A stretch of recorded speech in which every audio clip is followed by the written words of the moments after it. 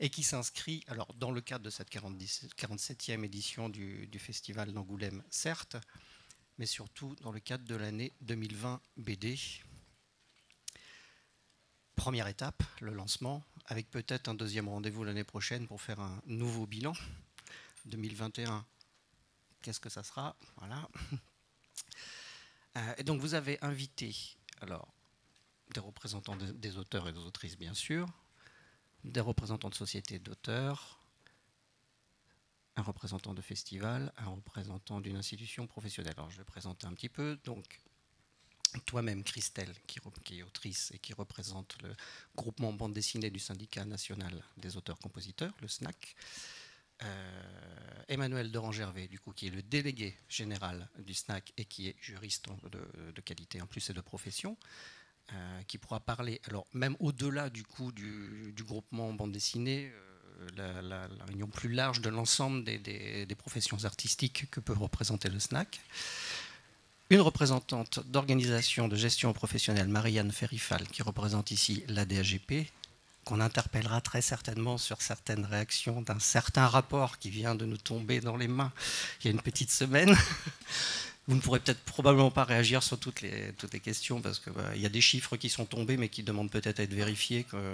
Voilà, on ne sait pas trop s'ils sont réels, réalistes. Je pense qu'il va falloir parler un petit peu de ça. Et donc pour représenter l'institution Festival, Stéphane Beaujean, qui nous fait l'honneur d'être là présent avec nous, alors qu'il a de très nombreuses obligations sur cette édition. On va commencer assez vite avec toi parce que tu dois partir un petit peu plus tôt. Et je veux excuser monsieur Pierre Lungheretti qui nous rejoindra, mais là qui pour l'instant doit attendre une délégation ministérielle, mais qui doit nous rejoindre en cours de discussion. Voilà. Il donc parlera au nom de la Cité internationale de la bande dessinée et de l'image. Lui souhaite parler de ce que peuvent apporter des institutions comme la CIBDI et les territoires. La culture, c'est pas que le ministère à Paris, c'est aussi les instances politiques locales. Voilà. La mairie, le Grand Angoulême ici, le département, la région Nouvelle-Aquitaine pour notre territoire, mais dans tous les territoires, la culture est représentée aussi par différentes institutions et des politiques culturelles. Donc il voulait recentrer sur cette question-là. Ça va pour la présentation ?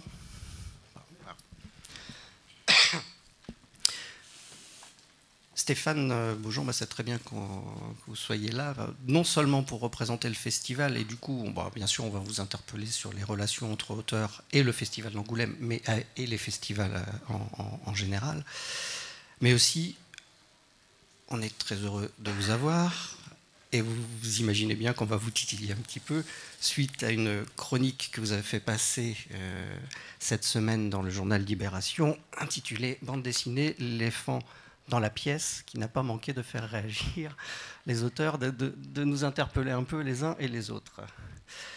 Il y a plein de choses très intéressantes là-dedans. Effectivement, vous dressez un bilan, un constat sur l'état du marché, et vous soulevez tout un tas de questions, certaines qui nous heurtent, mais qu'on ne peut pas éluder. Il va bien falloir qu'on s'y frotte un petit peu, qu'on y travaille. Voilà. Juste cette rencontre, pour enchaîner quand même avant de vous attaquer tout de suite, elle s'inscrit donc dans la lignée d'une suite de rapports aussi, on ne va pas les éluder non plus, on va être obligé d'en parler. Le rapport de Pierre Lungheretti remis au ministre de la Culture il y a un an, et donc le rapport Bruno Racine qui vient de tomber, voilà, qu'on attendait tous avec grande impatience, on se demandait quand il allait arriver. Que bien entendu, nous n'avons pas eu le temps, ni vous ni nous, je pense, de bien lire en long, en large, en travers, dans tous les détails, donc on ne pourra pas le décortiquer comme ça. On réagira probablement que par rapport à certaines des mesures qui ont été mises en avant dans le grand impact médiatique qu'il a eu cette semaine, ce qui est déjà une bonne nouvelle, parce que c'est rare qu'on parle autant de bande dessinée, et par cet aspect-là, on en parle toujours beaucoup au moment du festival de la bande dessinée, mais on n'en parle pas sous cet aspect-là, et notamment sur la situation des auteurs. Et au moins ce rapport a le mérite de pointer le doigt sur la situation des auteurs, ce qui est bien le sujet de la rencontre d'aujourd'hui. Mais on va modérer. Bien entendu. Parce que Stéphane, vous soulignez que c'est très bien que ces rapports soient arrivés, qu'il se passe des choses, qu'il y ait une forme de reconnaissance qui arrive de la profession et bien sûr de l'état de sinistrose de nos métiers à nous, les auteurs. Mais ce n'est pas tout. Peut-être que ça s'inscrit dans une vision plus large et que ces deux rapports ont peut-être oublié ou n'ont pas eu le temps, n'ont pas pu aller aussi loin qu'on aurait pu aller, faire une analyse plus large du marché et notamment une étude économique un peu profonde. Voilà, j'aimerais bien vous faire agir un peu là-dessus parce que c'est vraiment le point d'attaque de votre article et c'est de lui dont découle plein de questions en fait. Si vous pouvez nous le résumer un petit peu, ce positionnement que vous avez évoqué dans votre article. Pardon, excusez-moi. Oups. Alors cet article, il vient à la suite de 3 précédents articles que je résume un peu en début de tribune. C'est-à-dire que quand je suis arrivé au festival, moi je voulais attirer l'attention des pouvoirs publics sur la bande dessinée avec une dimension positive. Et donc j'ai dressé tout un discours argumenté qui partait sur 2 principes qui étaient simples. C'est que le marché de la bande dessinée il était en croissance, en très forte croissance, et c'était l'un des rares secteurs du livre à être en aussi forte croissance. Donc ça c'est intéressant parce que l'État se dit on a une industrie qui va à contre-courant des autres, regardons-la de plus près. Et puis le deuxième argument que j'ai développé dans mon deuxième édito, c'était que c'était aussi unique au monde, parce que le Japon dévisse depuis 2012 et les États-Unis à peu près d'autant. Et donc l'intérêt, c'était de dire à l'État, regardez, vous avez une industrie qui, dans votre pays, va à contre-courant des autres. C'est rare, une si belle croissance, vous devriez vous y intéresser. Et en plus de ça, c'est un phénomène mondial unique. Et je pense que vous devriez vous en emparer pour communiquer dessus, puisque si vous arrivez à être en croissance alors que personne n'y arrive, c'est parce que vous importez toutes les cultures de bande dessinée du monde. C'est magnifique pour la France de dire que le multiculturalisme, le mélange, le métissage, c'est moteur de croissance. Là où on vous dit tout le temps de refermer les frontières. Donc j'avais là une sorte de thèse en plusieurs paragraphes qui permettait d'attirer le regard de l'État sur cet environnement extrêmement vertueux. Et je pense que, évidemment, ces discours qui n'avaient jamais été prononcés à l'époque ont été repris par la région, le département, et ainsi de suite. C'était concomitant des rapports qui s'en sont emparés également, qui ont relayé ça à l'État, et ça aboutit à l'année de la bande dessinée. Il n'y a pas que moi, je ne dis pas que je suis... Mais je sais que quand j'ai produit ces éditos, qui ont été très relayés, ça n'avait pas été fait. Donc j'ai une part de responsabilité dans le discours qui est donné aujourd'hui, et dans le paradoxe que soulève ce discours, qui consiste à dire mais comment se fait-il qu'avec une si belle croissance, avec une si belle industrie, les auteurs, eux, s'appauvrissent? Et ce que je n'avais pas dit, tout d'abord parce que j'en avais l'intuition, mais j'avais plus accès aux chiffres GFK en arrivant au Festival d'Angoulême, au moment où j'avais beaucoup voyagé dans le monde, j'avais beaucoup discuté avec les éditeurs étrangers, donc j'avais une vision globale, j'avais accès aux chiffres GFK, donc j'avais une vision nationale. Et puis en arrivant ici, je me suis coupé de ces chiffres parce que j'avais plus le contrat. En récupérant les chiffres, j'ai commencé à croiser les datas il y a 10 jours. Et là, je tombe sur des courbes que GFK ne sait pas nécessairement analyser parce que des datas, si vous ne les rapportez pas au réel, ça ne vous dit rien. Et là, je découvre que la création française, elle ne perd pas des parts de marché, elle perd du volume. C'est-à-dire que les Français vendent moins de livres de création française qu'il y a 10 ans. Et là, je vois 2 millions de volumes. Je dis, la vache, c'est pas rien, c'est presque 15%. Et là, je demande à GFK, mais je comprends pas bien cette croissance. Vous voulez pas aller dans BD de genre français pour me dire ce que vous classez là-dedans? Parce que ça m'apparaît pas très clair. Et donc là, ils sous-segmentent. Et là, je découvre qu'en fait, le roman graphique est en train de remporter une croissance de 80% sur 10 ans. 80% de livres en plus. Et pendant ce temps-là, la série, qui jusqu'en 2010 est en croissance, et qui fonde le socle de notre économie. Vous le savez, depuis l'après-guerre, on a eu, avec la presse, c'était un âge doré, on a presque eu une exception culturelle, on pouvait faire du salaire. Ce truc qui nourrissait l'industrie dévisse à une vitesse, c'est une hémorragie. Moins 30%, 35%, un tiers des lecteurs ont disparu en 10 ans. Sur 13, Largo Winch, Blake et Mortimer, tous ces grands titres, toutes ces grandes licences qui étaient véritablement le poumon de notre création. Et là, je me dis, je vois bien qu'il y a des problèmes contractuels. Je m'en rends bien compte. Il faut plus de transparence, comme le dirait Renaud Montini, notre avocat. Il faut plus de transparence, puisque les auteurs et les éditeurs sont des partenaires. Et on ne peut pas travailler sans transparence. Il faut que l'État reconnaisse un statut bien meilleur pour les auteurs, parce que moi-même, j'ai une grosse partie de mon salaire qui dépend qui était à la caisse de la GESA. Et donc je sais qu'être auteur, je suis entrepreneur par ailleurs, j'ai aussi des librairies. Donc je sais que c'est plus facile pour moi de monter une librairie que de faire ma déclaration en tant qu'auteur. Donc je connais toutes ces difficultés-là. Et il était primordial que l'État s'empare de ces questions.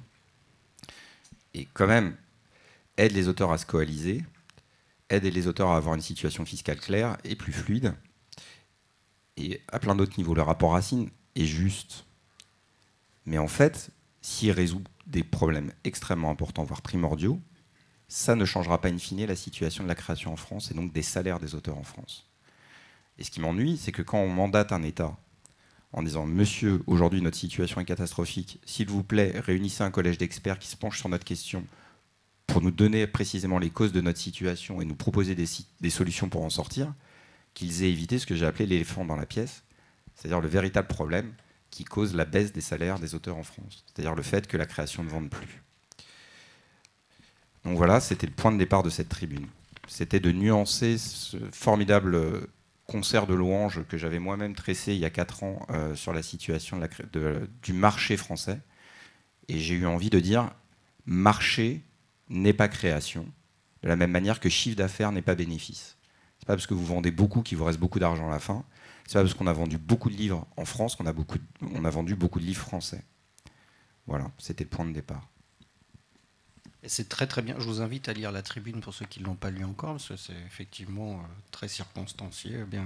Les chiffres sont affolants, effectivement. Vous mentionniez 82% d'augmentation de part pour le roman graphique. Bon, ça pourrait nous paraître une bonne nouvelle, mais mis en perspective avec les autres chiffres, effectivement, ça fait peur. Et surtout les grosses augmentations pour le manga, le comics, l'importation. Là, ça nous fait réfléchir. Donc si on résume, vous chiffrez à une quinzaine de pourcents de baisse totale de marché pour le marché global du français, franco-belge. Alors là encore, ce que je vous dis, ce sont des chiffres faux. Parce que là encore, les datas sont mal classées. Aujourd'hui, on vous dit, la BD de genre française occupe 35% des parts de marché. Elle a régressé un peu et elle a perdu 2 millions de volumes. Détaillez-moi ce que c'est la BD de genre en France. Donc, comme je vous l'ai dit, c'est la série, la non-fiction, le journalisme et le roman graphique. Bon, excusez-moi, j'ai un problème, monsieur GFK. Je ne vois pas les romans graphiques en langue anglaise. Vous savez, Maus de Spiegelman, Émile Ferris, le carton de l'année dernière, In Waves, le carton de cette année. Vous les mettez où, du coup? Parce que je vois bien manga, comics, BD de genre, jeunesse. Mais bon, il y a quand même tout un tas de créations anglophones qui ne rentrent pas. Ah ben non, on les met dans roman graphique. Donc Émile Ferris est quantifié comme de la création française. Oui, tout à fait. Donc là encore, quand je vous dis que la bande dessinée française a perdu 5 parts de marché, qu'aujourd'hui elle occupe 55% du secteur, en fait c'est moins. Et combien de moins? J'ai pas eu le temps encore de tout quantifier, et de toute façon c'est un niveau de raffinement qui est à mon avis inaccessible sans une longue étude, mais moins, c'est sûr. Et le constat que je dresse, il est partiel, parce que je parle de volume, je ne parle pas de valeur. Il y a une différence entre vendre un livre n'est pas un livre. Ils ne valent pas le même prix. Il faut savoir que le marché de la bande dessinée chute littéralement en termes de volume. On vend beaucoup moins. Mais par contre, ça ne veut pas dire qu'on ait perdu de la valeur de vente. Ça, je suis encore dedans. Je ne peux pas vous répondre. Mais je sais qu'on est en croissance en termes de valeur. Ça veut dire ça veut dire que les livres vendent moins, mais rapportent plus d'argent. C'est très cohérent avec le roman graphique. Ce que ça souligne de manière structurelle, c'est que le roman graphique, c'est complexe à financer. Et ça soulève un problème. En fait, je parle de la chaîne du livre, je vais vous expliquer pourquoi. Quand on dit les auteurs sont exploités, ça veut dire quoi exploiter? J'ai jamais vu d'auteur attaché à une table et fouetté derrière lui. Donc s'il y a une exploitation, il faut la qualifier. J'ai commencé à réfléchir à ce que pouvait être la définition de cette exploitation. Et en fait, en observant la chaîne du livre, j'ai remarqué qu'en fait, elle était aujourd'hui structurée très différemment des autres commerces. C'est un commerce. Mais comme il a été, on va dire, cadré par la loi Lang, ça crée des distorsions dans le commerce. Et cette distorsion, c'est l'absence de risque. On a voulu, en sortie du livre, aplatir le risque. On fixe le prix, et vous, en tant que libraire, si vous ne vendez pas, vous retournez. Donc vous n'avez pas d'engagement en tant que libraire à avoir. Vous inquiétez pas, vous présentez tout. Si ça ne marche pas, vous renvoyez tout. À partir de là, quand vous avez enlevé le risque du libraire, l'absence de risque commence à ruisseler le long de la chaîne. Donc on active la diffusion, on pilonne très vite, il faut à tout prix que la diffusion se fasse de manière plus fluide, on fait des rotations à 180 mois, on travaille toute la diffusion pour qu'elle soit rentable et sans risque. Ensuite on va à l'édition, on compresse les coûts d'édition. On a eu la chance, entre 2000 et 2010, l'imprimerie s'est effondrée. On a pu faire de la croissance en baissant le coût de fabrication du livre. Et en 2010, ça a plafonné. On avait été jusqu'en Chine. Et donc là, le dernier coût de fabrication, le dernier coût qu'on peut baisser pour faire baisser notre risque, c'est celui de l'écriture. Et à partir de là, on a compressé les salaires pour qu'un éditeur puisse éditer un livre sans trop prendre de risques, voire pas de risque, et ainsi de suite, et ainsi de suite. Donc l'exploitation de l'auteur, maintenant j'arrive à la qualifier. C'est lui qui porte le risque. On a une définition de ce qu'est de l'exploitation de l'auteur dans la chaîne du livre. C'est le seul à supporter le risque de la création. À partir du moment où on dit ça, ça veut dire que si on veut corriger la situation de l'auteur, c'est qu'il faut ramener du risque dans les autres maillons de la chaîne. Qu'est-ce que ça veut dire de ramener du risque pour un éditeur? Ça veut dire d'exiger de lui qu'il s'engage dans la défense du livre qu'il fait. Vous parlez de la promotion, exactement. Marketing, etc. Aujourd'hui, un éditeur, il peut très bien voir un livre qui ne le convainc pas. Mais il se dit, bon an, mal an, si je le paye 800 balles et que je l'imprime à 1002 en Slovénie, je risque rien. Et là, vous avez quoi? Un éditeur qui est pris dans son système, il n'est pas méchant, l'éditeur, mais il est pris dans son système, il ne va pas être plus heureux que l'auteur à la fin d'avoir fait ça. Voire même, il va être très mécontent parce qu'il aura eu des frictions avec l'auteur, il sera fait engueuler par sa direction, ça. Mais le système est construit comme ça. Donc, il va faire ça. Il y a un auteur qui va être très mal payé et qui va très mal le vivre. Il y a un livre qui va faire que circuler et de faire de la pollution, qui va arriver chez un libraire qui va le mettre dans un coin et qui va attendre que d'une chose, c'est de le retourner parce qu'il a encore 5000 livres derrière à mettre dans sa librairie. Et que lui, ce qu'il cherche, c'est de la place vide, parce que sinon, il a des cartons entassés dans sa réserve. Je vous le dis parce que je suis libraire. Et ça fait 30 ans que je suis... 27 ans que je suis libraire? Non, attendez. 22 ans, un truc comme ça. Donc j'ai vu toute l'évolution de la librairie. Quand je suis arrivé en librairie, vous preniez une nouveauté, vous en preniez 30, vous mettiez une pile, vous en vendiez 25, vous disiez génial, on réassortit. À cette époque, il y avait 800 livres, 900 livres. On recommandait 25 livres. Aujourd'hui, les libraires, ils en vendent 25 la première semaine, ils se disent génial, il m'en reste 5 à vendre et j'ai une place vide pour le prochain qui arrive mardi.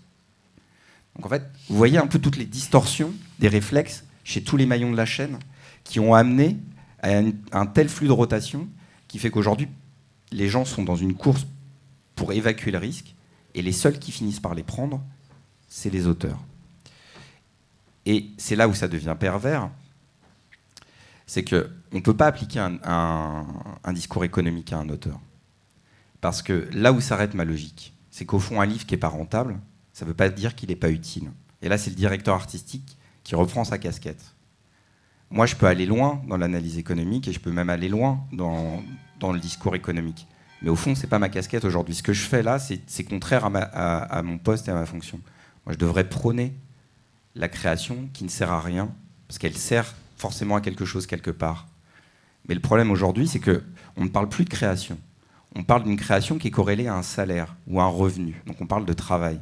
Et c'est là où en fait aussi, la définition de l'artiste ou de l'écriture va être à repenser. Voilà, enfin, je ne veux pas trop m'engager dans des débats. C'est là où on va débattre, je pense. Il faudra poser la question, effectivement. Puis il y a une recommandation dans le rapport Racine, notamment, qui tend à vouloir imposer une part de contrat de commande sous cette terminologie-là au bénéfice, soi-disant, de l'auteur, qui garantirait une rémunération de ce fameux temps de travail. Ça peut nous paraître une excellente idée comme ça à première lecture, mais je pense qu'il va falloir le décortiquer plus sérieusement. J'aimerais bien avoir ta réaction, s'il te plaît, Emmanuel, parce que, et Christelle, bien sûr, aussi, en tant qu'autrice, Il faut qu'on parle des rémunérations aussi, bien sûr, à des niveaux. Ouais. Oui, mais là, la réaction que tu me demandes, c'est juste sur le dernier propos. Voilà, juste sur ça, et en tant que juriste. Après, tu pourras parler d'autres choses, je te promets. D'accord. Ben, je vais commencer par parler d'autres choses. Non. Le problème, il y a eu tellement d'attentes autour du rapport Racine qu'il y a de la déception éventuellement sur certaines des choses qui s'y trouvent. Il y a beaucoup d'incompréhension aussi sur ce que devait être le rapport Racine. Pour moi, le rapport Racine n'était en aucun cas un rapport qui devait être économique sur la vie du livre ou de quelque secteur culturel que ce soit. Parce que le rapport Racine n'est pas spécifique livre et n'est pas spécifique BD, encore moins. Donc, évidemment que toutes les questions qui ont été abordées sont essentielles dans une approche plus fine de chacun des secteurs culturels. Mais ce n'était pas le propos du rapport Racine. Alors, le fait de... Je pense que le prochain rapport, ce sera le rapport Stéphane Beaujean sur les questions. Donc j'ai compris que c'était ça, ce qui était envisagé après le rapport Lungheretti. Bon. Mais pourquoi pas? Parce que je pense que c'est utile, effectivement, de bien connaître l'économie des différents secteurs. Mais le problème du rapport Racine, globalement, c'est qu'effectivement, il donne un certain nombre de pistes. Je vais le défendre, en fait, alors que je ne souhaite pas le défendre sur toutes les recommandations, mais il fait un constat qui est, pour moi, essentiel, et c'est ce que vous avez dit, à savoir qu'effectivement, même si vous avez dit qu'il a fallu que je cherche un peu comment les auteurs pouvaient être exploités, mais nous, ce que constataient les organisations professionnelles, c'est effectivement que le rapport contractuel est très déséquilibré et que ça ne permet pas ou plus aux auteurs de pouvoir discuter réellement des conditions dans lesquelles ils contractent avec les éditeurs. C'est ça la base, en fait, de l'inquiétude des auteurs et la demande des auteurs d'avoir un statut ou d'avoir une reconnaissance plus visible de leur métier. Dans le rapport auteur-éditeur ou auteur-producteur, quels que soient les secteurs, et également dans l'aspect sociétal, c'est-à-dire sur le fiscal et le social. Vous avez parlé des difficultés que vous aviez sur vos droits d'auteur à déclarer. Bon, voilà. Si même vous avez des difficultés, imaginez ceux qui n'ont qu'une activité d'artiste-auteur, comment ça peut être difficile pour eux de faire face à des déclarations sociales et fiscales, surtout quand on leur met en place des systèmes qui buguent de partout. Et là, la réforme de la sécurité sociale est une démonstration évidente de ça. On y reviendra. Donc, il y a Benjamin Cerdan qui réagit sur l'aspect rémunération, moi, mon seul problème, c'est qu'effectivement, on parle du salaire de l'auteur. Ça me gêne un peu quand on parle du salaire de l'auteur, parce que pour moi, la qualification salaire n'est pas le bon terme. Même si les auteurs sont assimilés salariés, ce qui est la réalité en termes de déclaration sociale et de déclaration fiscale, n'en demeure pas moins qu'ils ne sont pas, entre guillemets, salariés. Ils ne sont pas dans un lien de subordination. Et donc, la question du contrat de commande, puisque c'est un peu de ça dont tu souhaitais que je parle... mais t'es très fort, hein, tu arrives à tout placer comme ça. Le contrat de commande, si on parle du contrat de commande servant à rémunérer le temps de création, quelque part, si je suis celui qui rémunère le temps de création, si je me place de l'autre côté de la table, de la discussion d'un contrat d'édition ou d'un contrat de production, je vais dire à celui qui me demande de lui payer son temps de création, je vais lui dire, mais je veux aussi le fruit de ta création. Et là, on n'arrive plus dans le droit d'auteur, on est dans le copyright. Et moi, je ne suis pas quelqu'un qui veut passer du droit d'auteur au copyright. J'ai peut-être tort. Mais je vais rester sur cet a priori-là. Et en revanche, il y a d'autres solutions qui existent, peut-être.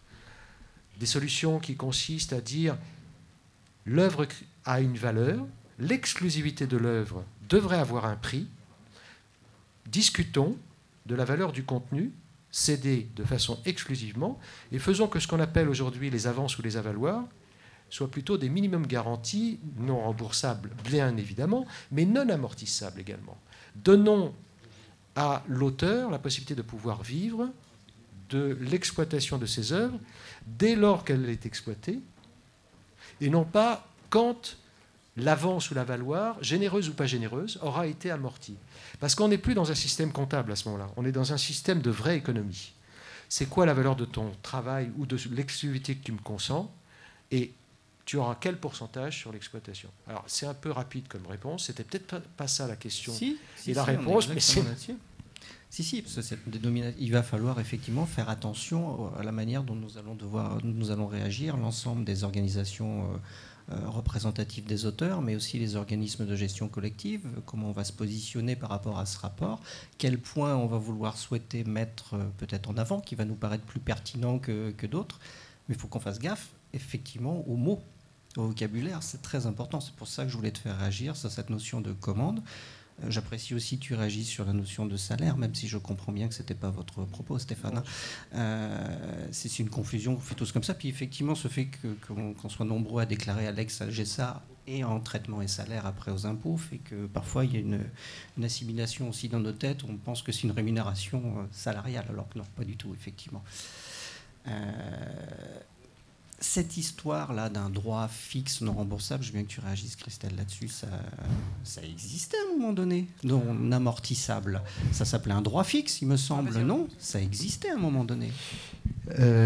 En BD, l'histoire de la BD a commencé avec du fixe, parce que la BD a commencé en partie avec la presse et les publications de la BD dans la presse. Et donc, du coup, Stéphane parlait même de salaire à l'époque, parce qu'il y avait aussi des statuts de journalistes. Encore avant, effectivement, ils avaient un salaire, ils étaient éventuellement salariés. Mais quand ils ont été reconnus comme étant auteurs, ils ont eu un droit d'auteur qui était du fixe pour la publication en presse. Et quand les publications presse faisaient l'objet d'une publication sous forme d'édition de livres, ils avaient leur droit dès le début de l'exploitation. Et donc, il y avait une logique à ça. Et encore aujourd'hui, n'en déplaise à certains, c'est tout à fait possible économiquement d'envisager que dans un certain contexte et pour certains auteurs, quand ils arrivent à le négocier, il y ait tout ou partie de ce qu'on appelle l'avance qui soit en réalité du fixe.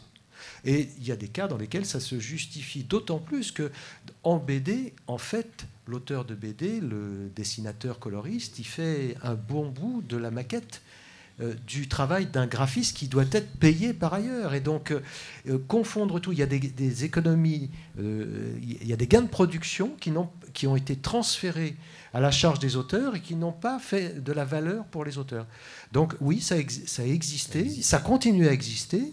Et moi, je pense que la logique voudrait qu'on aille vers plus de ça. Mais bon, peut-être je rêve. Ça a continué à exister dans certaines maisons d'édition, mais même les auteurs qui en ont bénéficié pendant un certain temps sont en train de perdre de plus en plus ce dispositif-là.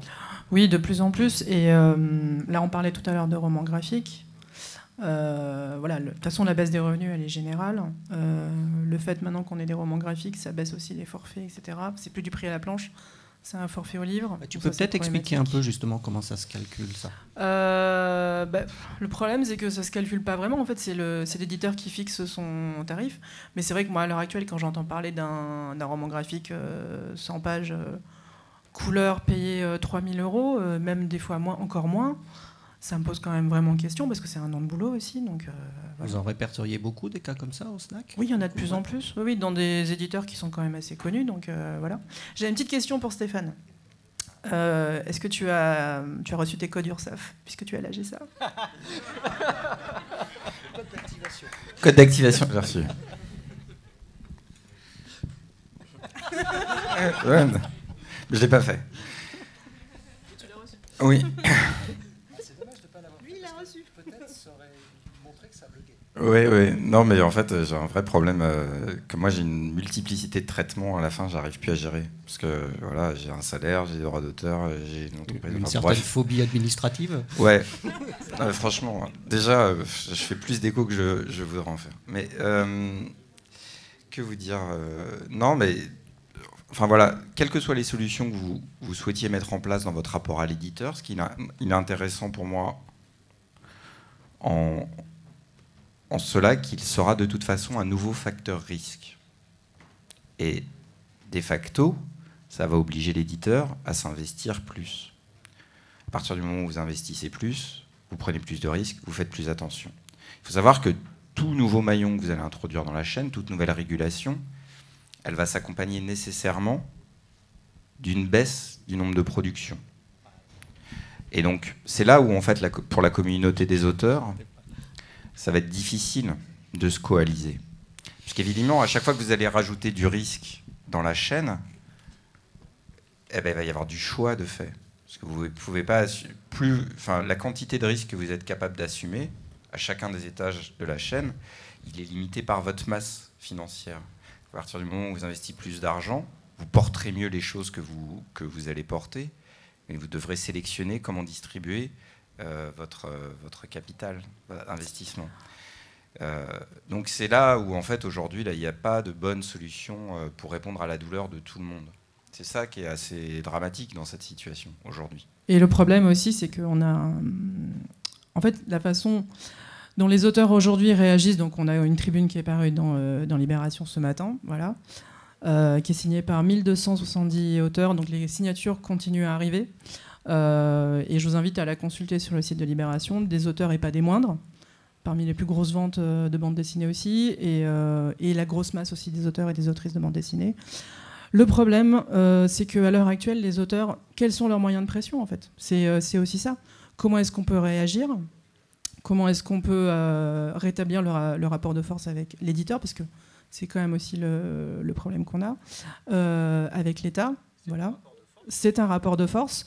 Et nous manquons de moyens. Nous sommes aussi pas faciles toujours à fédérer parce qu'on est aussi des personnalités assez individualistes. Voilà. Mais là, c'est vrai qu'on a senti, quand on a lancé cette tribune et un groupe Facebook, etc., on a quand même senti qu'il y avait... c'est la première année où on sent un véritable élan et une envie de se rassembler autour de ce problème. Il se trouve que l'année 2020 de la bande dessinée nous offre aussi un cadre. En général, le festival d'Angoulême est le seul moment médiatique où on parle de bande dessinée. Parce que bon, voilà, donc là ça ne manque pas en général, tout le monde cherche son marronnier à faire sur voilà, et là cette année c'est le Nuit des auteurs, donc voilà. Mais effectivement, si on va parler de bande dessinée toute l'année, nous à chaque fois on sera là. Et pour l'instant, le seul moyen qu'on a trouvé pour brandir une certaine forme de menace, c'est un boycott des dédicaces et peut-être un boycott d'Angoulême en 2021. Voilà. Donc je voulais aussi avoir la réaction de Stéphane par rapport à ça. Moi, j'ai pas de réaction à avoir vis-à-vis de ça. Je suis plutôt pour le rapport de force quand il est nécessaire de l'avoir. Moi, ma tribune, elle était là pour essayer d'éclaircir le débat autour de sujets importants et d'ouvrir des pistes. Par exemple, je vous parlais, dans la chaîne, il n'y a pas de risque. Aujourd'hui, il y a des capitales tout le long de la chaîne. Il y a du capital tout le long de la chaîne. Je me dis, par exemple... Bon, si on introduit du risque, disons de manière caricaturale, 50% des auteurs vont arrêter d'avoir du travail, tout simplement. Ou la possibilité de publier. Ouais, on va dire, c'est pas un travail, c'est la possibilité de publier. Comment faire pour amener plus d'argent dans la chaîne ? Ça veut dire qu'il faut aller chercher l'argent ailleurs. Donc là, je suis parti d'un modèle qui est assez connu. Je ne sais vraiment pas si c'est une bonne idée. Franchement, ça peut être une catastrophe. Mais en tout cas, si on met des économistes dessus, ils pourront nous dire si c'est intelligent ou pas. Ça a marché dans le cinéma dans les années 50. C'est vous faites une taxe sur le prix de vente. À partir du moment où tout ce qui est vendu, ou une majorité de choses vendues, c'est de l'importation, si vous taxez le prix de vente, comme on taxe les billets de cinéma c'est 10%, c'est énorme, mais bon, les films c'est très lourd à produire. Eh bien, et que vous redistribuez derrière à la caisse de financement type CNC, vous arrivez à introduire du nouvel argent frais dans la chaîne, en allant le chercher ailleurs que sur le socle de création. Donc là, je propose une mesure qui est connue, voilà, qu'on appelle du protectionnisme. Voilà. Je ne sais pas si c'est une bonne mesure, parce que ça va forcément, si vous augmentez le prix du livre de manière en mettant une taxe dessus, vu que personne dans la chaîne va vouloir donner ça de sa poche, il va falloir juste augmenter le prix. Est-ce que ça va stopper la croissance ou pas ? J'en sais rien. Est-ce qu'on ne peut pas réfléchir ça sur 10 ans, en faisant des demi% tous les ans ? Pour lisser ça, pour que ça ne soit pas violent en sortie. Bref, il y a tout un tas de mesures, à mon sens, qu'on peut, pour essayer d'aller déjà sauver le socle des auteurs présents avant d'introduire du risque dans la chaîne. Et ensuite, le risque, à quel niveau on va le chercher ? Est-ce qu'on va ralentir le flux en plafonnant des taux de retour ? Pour dire à un libraire, on t'a donné l'opportunité de tout vendre dans un monde où il y avait 700 livres. Ça valait le coup, mais dans un monde où il y en a 5000, t'as pas envie de faire du choix ? T'as pas envie d'en prendre que 700 et de laisser les 4300 ailleurs ? Alors là, l'éditeur va vous dire, mais vous êtes taré. Moi, quand j'imprime mon livre, j'ai déjà tout placé. Si aujourd'hui les gens ont peur de prendre les livres parce que... Bah oui, mais si tu leur donnes 5000 livres qu'ils n'ont pas nécessairement envie de vendre, peut-être que tu vas pouvoir les tirer parce qu'ils vont t'en prendre 100, sachant qu'ils peuvent te les rendre. Mais c'est pas la meilleure garantie. Cette mesure, enfin, le texte qui est intéressant, c'est qu'il a crispé tout le monde. Tout le monde a dit, ah, il est super ton texte, mais... Je suis quand même pas d'accord sur ça. Donc les libraires, ils vont dire, ah, mais pas ça. Les éditeurs, génial ton texte. Mais alors là, quand même, taxer les livres, non. Les auteurs disent, ah, mais ouais, t'as raison, mais enfin bon, quand même. En fait, le problème, c'est où est-ce qu'on va introduire le risque dans la chaîne? Clivant, en fait. Hein, non, pas clivant. C'est pas clivant. Le but, c'est pas ça, d'ailleurs. Le but, c'est que c'est un problème de misère sociale, donc il faut être pragmatique. Et il y a beaucoup de douleur, et le problème de quand il y a de la douleur, c'est qu'il n'y a plus de capacité d'écoute. Donc, là, l'idée, c'était de dire, bon, ben moi, j'ai pas encore parlé, je peux me permettre de prendre des coups. Le festival ouvre, ça va être un moment de mobilisation, donc je vais prendre la parole. Parce qu'à ce moment-là, je peux me permettre de le faire. Je sais que même si je prends des coups, ça va pas trop m'affaiblir. Et qu'en fait, en participant pas à ces maillons de la chaîne, je peux essayer de les attaquer un petit peu tous. Et en même temps, d'essayer de réfléchir pour aller chercher de l'argent hors de la chaîne. Faut dire que les auteurs n'ont pas très très bien réagi à ton tribune, hein, voilà, c'est ça. C'était quand même ça le problème, voilà. Non, en fait, c'est sûr que c'est hyper inquiétant parce que nous, on voit plus très bien comment faire, on peut plus supporter cette prise de risque de toute la chaîne du livre. Là, il y a des étudiants dans la salle, je vois pas ce qu'on peut leur dire non plus, c'est très compliqué là en ce moment, je suis désolée. Voilà, là à l'heure actuelle, les auteurs sont vraiment, comme tu dis, il n'y a plus de dialogue parce qu'en fait, on en arrive à un point où on est tellement en colère qu'il y a une véritable crispation dans les rapports en général. Allez-y. Ouais. Oui, par rapport au texte, il faudrait tout reprendre. Non, mais je vais pas tout reprendre non plus parce que. Non, mais je t'en prie. En fait, ce qu'il y a, c'est que je pense que tu essayes d'amener ta vision, effectivement. Ce qui est difficile à entendre pour les auteurs en général, c'est d'effectivement qu'on les mette en face du constat où ils doivent tout supporter, en fait. C'est pas ce que je dis. Hein. Oui, non, mais... Je le dénonce. Tu le dénonces.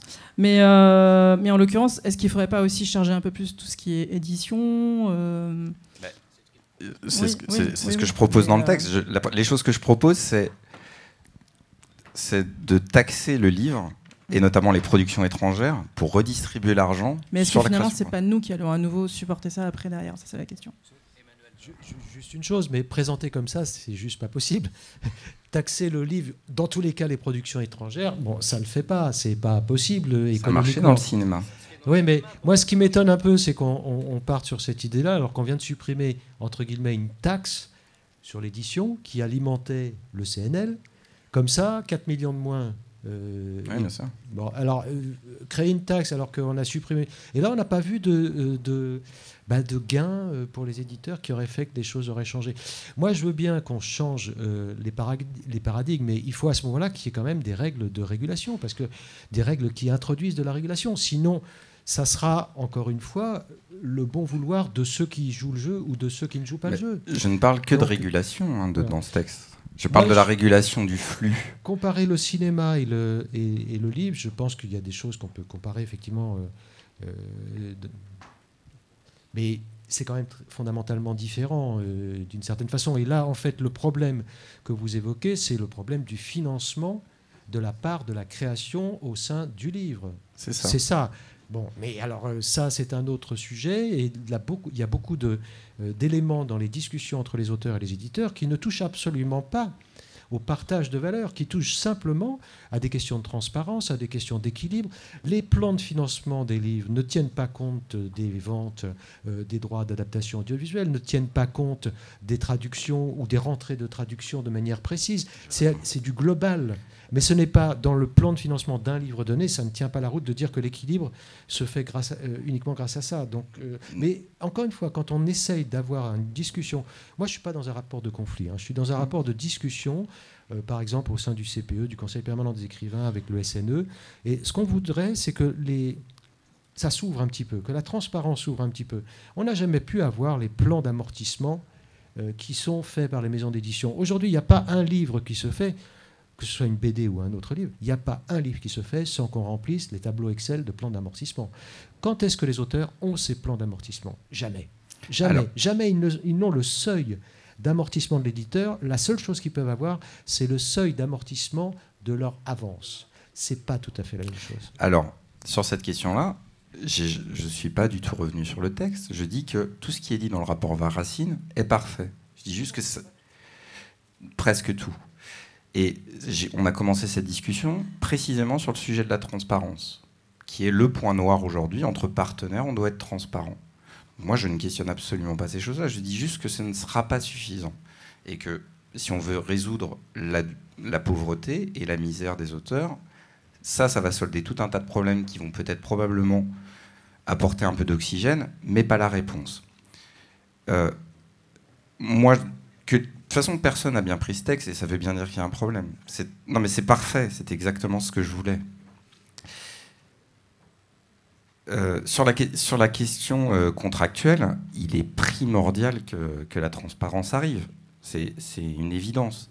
Et ce que je dis dans ce texte, c'est qu'aujourd'hui, on ne peut plus laisser seul l'auteur supporter le risque. Comme je vous le dis, quand on dit qu'un auteur est exploité, il faut définir ce qu'est l'exploitation.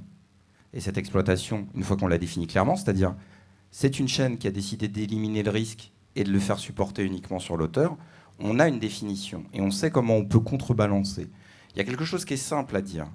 La chaîne du livre s'est reconfigurée un nombre de fois infini autour du siècle dernier. La seule part qui n'a jamais bougé dans cette chaîne du livre, c'est la part de l'auteur. Donc, ça veut dire que l'élément non industriel de la chaîne est le seul qui n'a jamais été invité à participer à cette redistribution.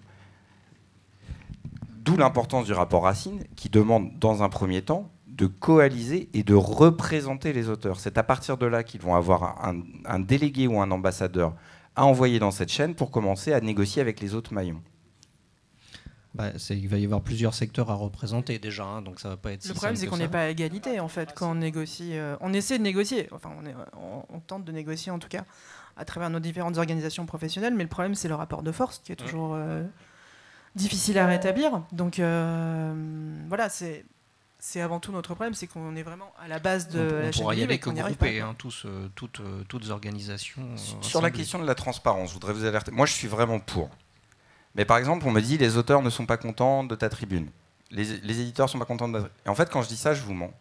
Il y a 50% d'auteurs qui m'envoient le mail en disant « Putain, bravo, heureusement que tu l'as dit ». Et vraiment, j'en ai beaucoup. Et des gros qui ont signé votre tribune. Et j'en ai des tonnes. Donc c'est pas vrai de dire ça. Et c'est pareil pour les éditeurs. Et c'est pareil pour les libraires. Ce que je veux dire de la transparence. Méfiez-vous des effets pervers des bonnes idées. Ce qu'on dit en philosophie, c'est qu'il y a les conséquences prévues et désirées, les conséquences prévues et non désirées, et les conséquences non prévues et désirées, ça c'est les accidents heureux, et puis il y a les accidents malheureux. Quand je vous dis ça, pourquoi je vous dis ça ? Quand je vous dis il y a 50% d'auteurs qui me disent bravo, super ta tribune, heureusement quelqu'un le dit. Quand tu sais qu'il y a 80% de livres qui vendent moins de 5000 exemplaires et 60% qui vendent moins de 1000. La transparence, c'est aussi dire à un auteur riche, regarde tout l'argent qu'on ne donne pas pour donner à la création. Et ouais, méfiez-vous de l'effet pervers. Parce que les 50% d'auteurs qui me disent bravo mon gars, tu l'as enfin dit. Qu'est-ce qu'ils vont dire quand devant eux, il y aura un rapport transparent en disant mais tout l'argent là que tu devais me donner, que tu as mis dans les livres, c'est quoi ça ? Ah ben ça, vois-tu, c'est... Donc voilà, moi je suis pour la transparence, je le redis. Je vous dis juste, chaque mesure a des effets pervers qu'un groupe n'est pas forcément coalisé sur tous les sujets. Et ainsi de suite, et ainsi de suite. Donc c'est pour ça que je ne donne aucune solution et je dis prenons des études et anticipons les effets pervers non prévus. Oui, vous présentez des pistes, mais comme des pistes à étudier et à faire évaluer. J'ai proposé des pistes pour ramener de l'argent de l'extérieur, parce qu'il y a la problématique de comment trouver de l'argent pour les auteurs en dehors de la chaîne. J'ai proposé des mesures de régulation de la chaîne pour essayer de voir où est-ce qu'on pouvait faire varier, remonter le risque plus haut pour que l'auteur soit moins seul. Et voilà, mais à chaque fois, je ne sais pas si ça marche. Le cinéma, en 1955, quand on dit que c'est pas lié au cinéma, c'est strictement la même chose qui arrive au cinéma. Hollywood a débarqué, la création française s'est fait renverser, et là, d'un seul coup, les gens ont dit oh, on va les calmer, on va mettre des taxes partout, et ça va aller sur la création française. Et on a préservé un écosystème, mais ça s'est pas fait sans heurts. La croissance du cinéma a été stoppée net à l'époque, et il a fallu une première période assez violente et assez dure pour l'industrie, avant que sur du long terme, ça soit pérenne pour la création. Il n'y a jamais rien qui est totalement vertueux. Et je ne sais pas, voilà. Là, aujourd'hui, les questions contractuelles, il faut faire pression sur le rapport Racine. C'est ce que vous faites aujourd'hui, c'est parfait. C'est ce qu'il faut faire tout le long de l'année. Et si vous me dites que vous allez avoir des actions, c'est très bien. Je m'y oppose pas, je les accompagne tant qu'il n'y a pas de violence. Toutes les portes du festival ont toujours été ouvertes pour toutes les actions qui permettaient des revendications. Et tant que je serai là, ça sera toujours comme ça. Moi là, c'était voilà. Et le rapport Racine, il faut qu'il soit mis en place. On n'est pas violents, on n'est pas des méchants, nous voyons. Non, mais voilà. Et moi, je suis pour la mise en Pourtant, il y a place plein du de rapport CRS aujourd'hui, Voilà. hein, partout. Mais, comme je le disais dans cette tribune, l'idée, c'est quand même de profiter de l'année de la bande dessinée pour aller plus loin, parce qu'il y a d'autres leviers activés que le rapport Racine pour préserver la création française. Vous évoquez une deuxième piste, j'ai pas trop compris, je veux bien que vous me l'expliquiez un petit peu. Des bourses spécifiquement dédiées à la rémunération des dédicaces d'auteurs fragiles ou de livres considérés comme risqués. Qu'est-ce que vous entendez au niveau des bourses? Voilà. Alors, je parle d'une transformation. Moi, je suis pour la rémunération des dédicaces, hein, je ne vais pas m'en cacher.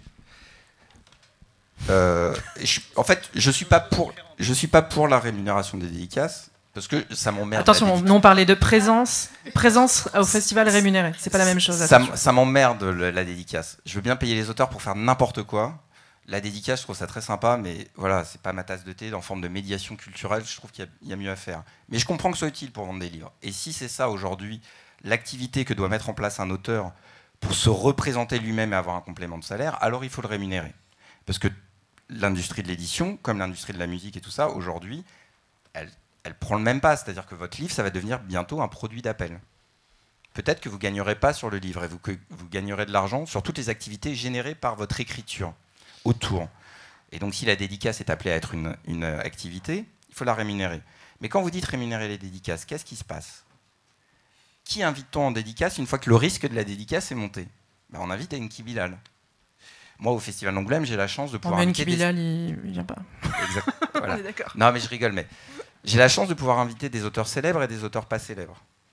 J'ai cette chance-là, mais il y a des festivals plus petits qui n'ont pas cette chance, et puis même en faisant ça, j'ai des obligations, il faut vendre de la billetterie, j'ai besoin de stars, et tout ça, c'est des équilibres un peu fragiles. Tout ça, c'est quand même repose sur pas mal de choses. Oui, nous, on parlait aussi de... Alors, il y a les invités du festival, attention. Les auteurs invités par le festival et les auteurs et autrices invités par leur éditeur parce qu'il y a une sortie d'actualité, etc., ou c'est leur succès du moment, etc. Donc voilà, ça, c'est différent. Exactement. C'est difficile pour nous de dire, comme vous le comprenez, en fait, nous, on n'invite pas beaucoup d'auteurs, finalement. Non, vous avez vos invités stars, et puis le reste Star, du festival. Oui, mais tu sais bien que longtemps, on a reproché au festival d'être une librairie géante, et que donc... Ouais. On a mis plus en avant la programmation artistique comme les expositions pour effectivement justifier le fait que... Mais il reste que dans les bulles, on est toujours quand même à ce stade-là. La seule chose qui différencie actuellement les bulles d'être des librairies géantes, c'est les auteurs qui font des dédicaces, et ce, gratuitement.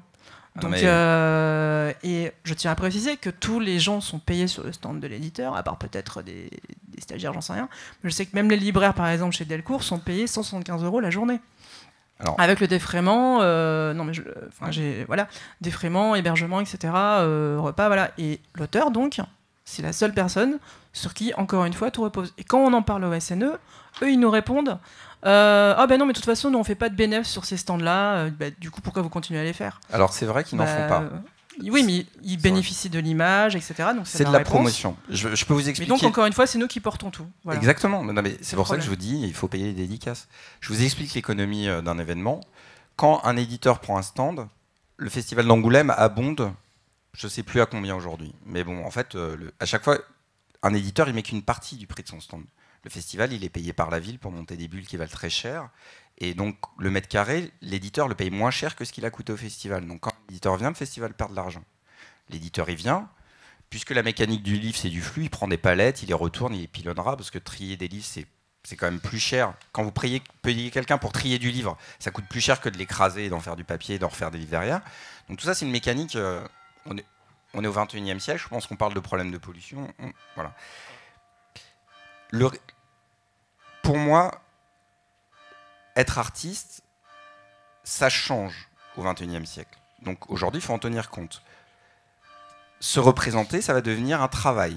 Donc il faut le payer. Si faire de la dédicace, c'est se représenter, il faut la payer. Là-dessus, j'ai aucun problème à le dire.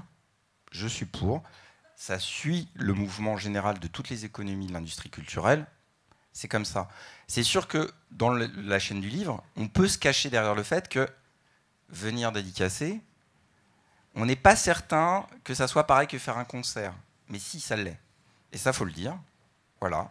Un auteur doit aujourd'hui facturer son travail de représentation de la même manière que la chanteuse fait payer les places de son concert.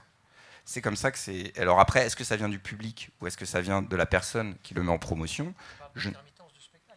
Oui, là, après, ça devient compliqué de... Mais on parle des flux financiers du monde de la culture. après, le fond du travail des auteurs et des autrices, c'est bien ce qu'ils produisent, les œuvres de l'esprit qu'ils produisent. Enfin, je veux dire, c'est la bande dessinée. C'est leur travail artistique. Donc, oui, effectivement, ces revenus qu'on appelle donc accessoires, en général de représentation... Voilà. Après, il faudrait savoir comment la dédicace, on pourrait le qualifier. Ça, c'est encore autre chose. Mais accessoires qui le sont de moins en moins, voilà, il faudrait effectivement les déplafonner. Ça, c'est une des mesures du rapport Racine qui est préconisée. Mais du coup, voilà, c'est extrêmement important. Mais le fond du fond de la création, du coup, va être de moins en moins rémunéré. Et c'est ça le problème, quoi. Alors ça, c'est pour ça que je parlais de bourse pour soutenir la promotion du livre. Parce que le vrai problème aujourd'hui, si vous voulez... Alors c'est là où il faut faire des études. Moi, je pointe pas le bénéficiaire de cette bourse. Mais pour moi, aujourd'hui, si on doit rémunérer la dédicace, si on doit revenir au problème originel de la chute de la création, c'est qu'on a presque plus de problèmes pour faire des livres, sans risque. Donc là, parce qu'il y en a beaucoup. Par contre, on ne sait plus les mettre dans les mains des lecteurs. Parce qu'en fait, un livre qui n'est pas accompagné par de la promotion, c'est un livre qui est presque mort-né aujourd'hui. Donc aujourd'hui, pour moi, il faut aider à créer, mais il faut surtout aider les créateurs à rencontrer leur public. La dédicace, à la base, ça sert à ça. Donc si on doit la rémunérer, ça veut dire qu'aujourd'hui, si on mettait une taxe sur le livre, par exemple, aujourd'hui, si on met 1%, au lieu de vendre le livre 13,99, on le vend 14,20. Eh ben, si vous mettez ça va générer 5 à 6 millions d'euros par an de revenus. C'est 5 à 6 millions d'euros. C'est 5 à 6 millions d'euros. Parce qu'il y a 550 millions de chiffre d'affaires dans la bande dessinée. Vous mettez 1%, c'est infime. Ou 1,5% une année, 1,5% l'année d'après. Vous générez 5 à 6 millions d'euros. Le CNL a cet argent. Est-ce qu'il le flèche sur la création ou est-ce qu'il le flèche sur la promotion? S'il le flèche sur la promotion, il va sélectionner 3, 4, 5 000 livres, 3 000 livres. Et il va dire, voilà, là-dessus, je mets 10 000 euros sur la promotion. C'est-à-dire que cet auteur, à chaque fois qu'il ira en dédicace, il sera défrayé, rémunéré. Et vous savez quoi? S'il a le courage ou s'il a bien la dédicace, il ne va pas en faire 15. Il va en faire 25 ou 30. Et vous allez le mettre en médiation de plus en plus dans tous les festivals. Et je veux qu'il soit payé pour ça. Et c'est moi qui vais payer, qui vais le faire. C'est un autre métier. Mais ça répond à une question qui est comment je fais pour que mon livre rencontre son lecteur. Je l'entends bien, je m'intéresse aux autres secteurs aussi, donc je comprends bien votre comparaison avec le secteur de la musique, du spectacle en général. Bien sûr, on sait bien que les musiciens, les groupes ont perdu beaucoup de revenus de l'exploitation directe de leurs œuvres, les ventes de CD, le téléchargement, ça ne suffit pas, même si les chiffres commencent à augmenter un peu. Et donc oui, il faut qu'ils aillent faire des concerts et tout. Mais ça, tout ça, je dis ça, c'est d'en arriver là, bien évidemment. Je dis ça, c'est en plus du rapport Racine, des rapports de contractualisation que vous voulez mettre en place et tout ça. Parce que pour moi, ça ne sera pas assez. Donc on part du fait que le rapport Racine va être mis en œuvre et on avance vers d'autres mesures pour trouver l'argent nécessaire à relancer la création et donc à créer une base de créateurs en France qui souffre moins. Le texte ne parle que de ça. On parle du fait que le rapport Racine, il faut le mettre en œuvre et que ça ne suffit pas et vers où on va, puisque l'État s'intéresse à ça. Moi j'ai compris, il n'y a pas de souci, mais il faut effectivement le travailler. Oui, Emmanuel. Le rapport Racine comporte 23 recommandations et c'est chacune de ces recommandations qui éventuellement va être reprise ou pas par les pouvoirs publics pour que ça devienne quelque chose. Il y a des recommandations qui ont été inscrites par la mission Racine, qui étaient des choses qu'on demandait depuis juste à peu près 2 ans en ce qui concerne les revenus accessoires. Alors je tends la main vers quelqu'un qui a participé longtemps sur ces discussions sur les revenus accessoires, sur la révision de la circulaire 2011, en l'occurrence Geoffroy Pelletier, mais c'est clair que reprendre ces éléments-là, très bien. Mais pourquoi les inscrire dans un calendrier de recommandations de la mission Racine? C'est maintenant qu'il faut que les pouvoirs publics fassent enfin les arbitrages nécessaires pour que ça se mette en place. Sur les sommes dont on parle, qui pour moi ne sont pas des bourses, ça ne peut pas être qualifié de bourse, qui ne sont pas des rémunérations de dédicace. On a dit qu'on ne voulait pas que ce soit au regard d'une dédicace. Sinon, ça veut dire que c'est éventuellement l'acheteur qui doit payer. Or, ce n'est pas le but. Il n'est pas question que le lecteur paye pour la dédicace. En revanche, c'est une rémunération au titre de la présence et de l'acte créatif des auteurs à l'occasion des salons et des festivals. Voilà, c'est ça l'objet de cette demande. C'est à la charge, ça devrait être à la charge de ceux qui prennent l'initiative d'inviter des auteurs, que ce soit des organisateurs ou des éditeurs. Et après, la question de savoir sous quelle forme, mais pour moi, si c'est une présence liée à l'acte créatif, ça doit être du droit d'auteur pur, ça ne doit pas être du revenu accessoire. Ça ne doit pas être du revenu accessoire. En revanche, pour moi, ce n'est pas comme pour l'artiste-interprète qui fait un concert, parce que l'artiste-interprète qui fait un concert, c'est un cachet. C'est un cachet, c'est un salaire, parce qu'un cachet est un salaire, et c'est un régime particulier qui est le régime des intermittents du spectacle.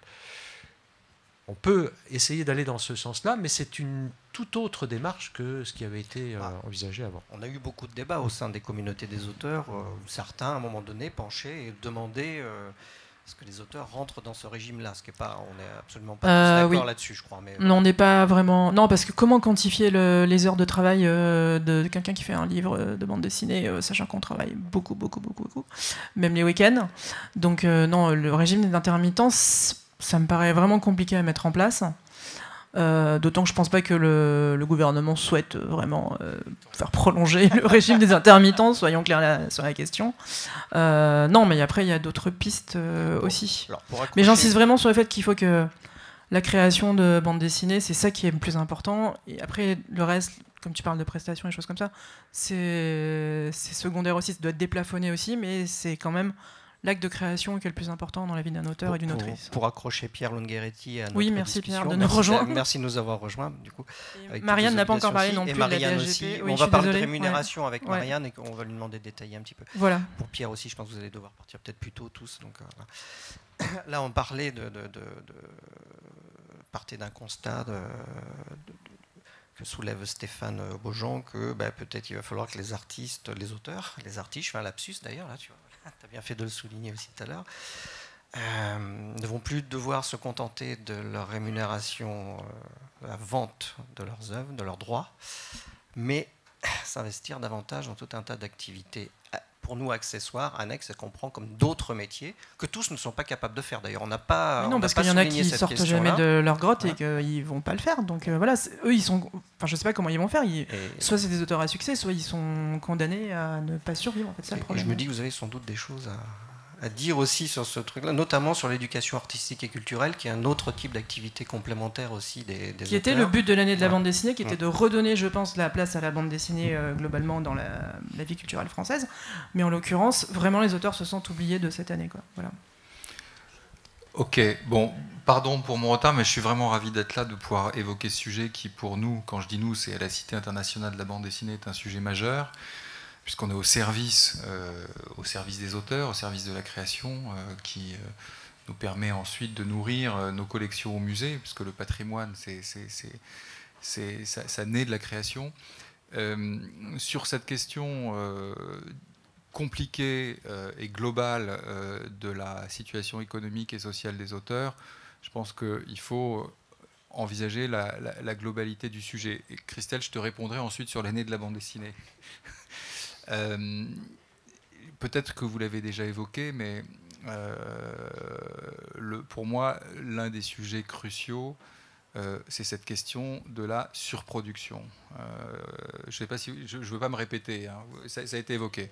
Bon, je le dirai très rapidement. Donc, il est évident que une des racines de la difficulté et de la chute de la rémunération des auteurs, c'est parce qu'on a des ventes qui ont progressé une production qui a progressé par 10 depuis 20 ans, et on a des ventes qui ont progressé par 5, quelque chose. Donc on voit un peu la difficulté, et que le revenu par titre a considérablement chuté.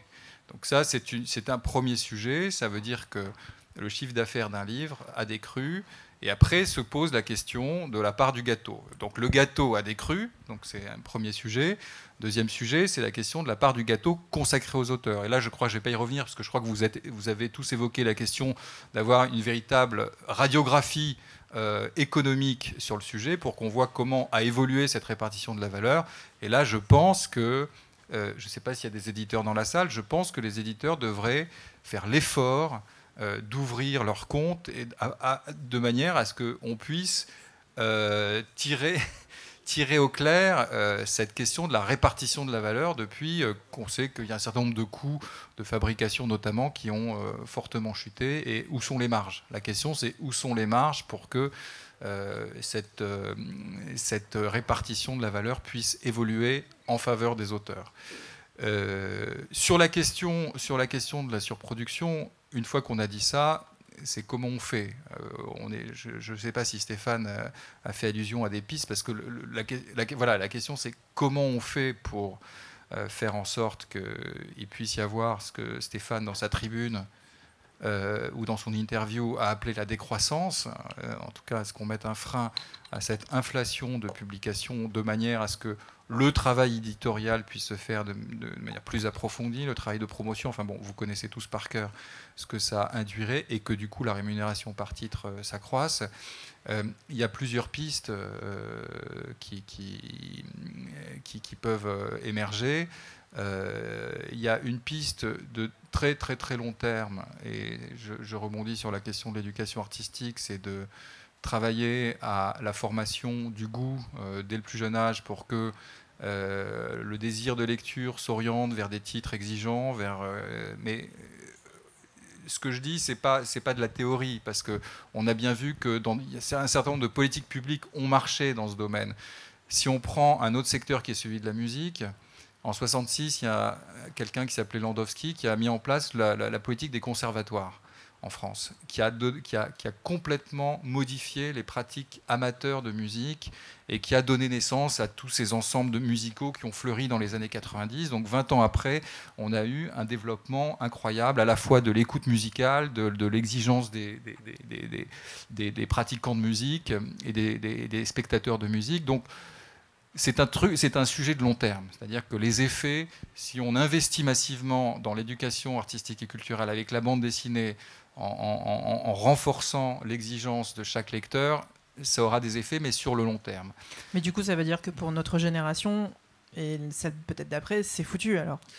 Alors, il faut croiser les choses. Je te concède qu'effectivement, ce sont des effets de long terme. Mais ça ne veut pas dire qu'il ne faut pas le faire. Je pense qu'il faut investir massivement pour qu'effectivement les générations futures d'auteurs puissent bénéficier des effets de cette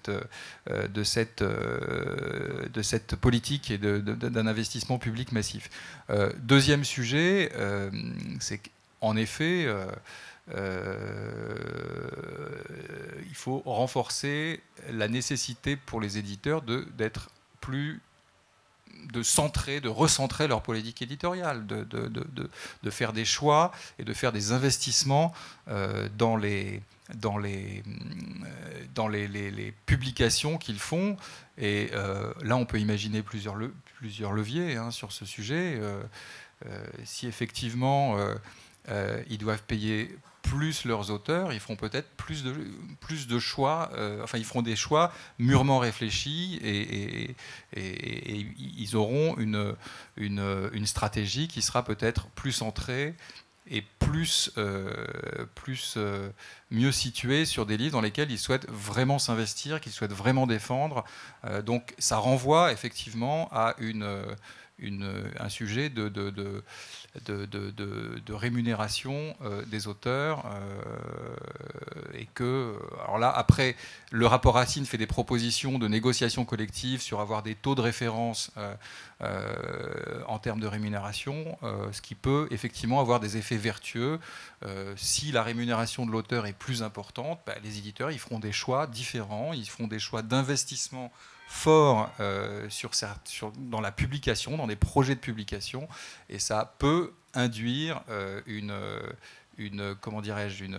stratégie plus sélective et avec un vrai investissement pour chaque titre publié. Après, il y a probablement aussi du côté des libraires, parce que j'en ai parlé avec un certain nombre avec plusieurs représentants des libraires, peut-être du côté des libraires aussi, une stratégie différente à mettre en œuvre, de manière à ce que la question de l'office puisse être débattue et que ça puisse évoluer de manière à ce que les libraires soient moins soumis à des dispositifs tels que l'Office où la question de la sélection est moins forte et que ça puisse aussi permettre aux libraires de s'engager sur des titres, sur la promotion de titres. Voilà, bon, très rapidement, après on pourra approfondir très rapidement. C'est pas un sujet facile, hein, mais je pense qu'on est là collectivement pour essayer d'y réfléchir parce que je pense que la clé, elle est là.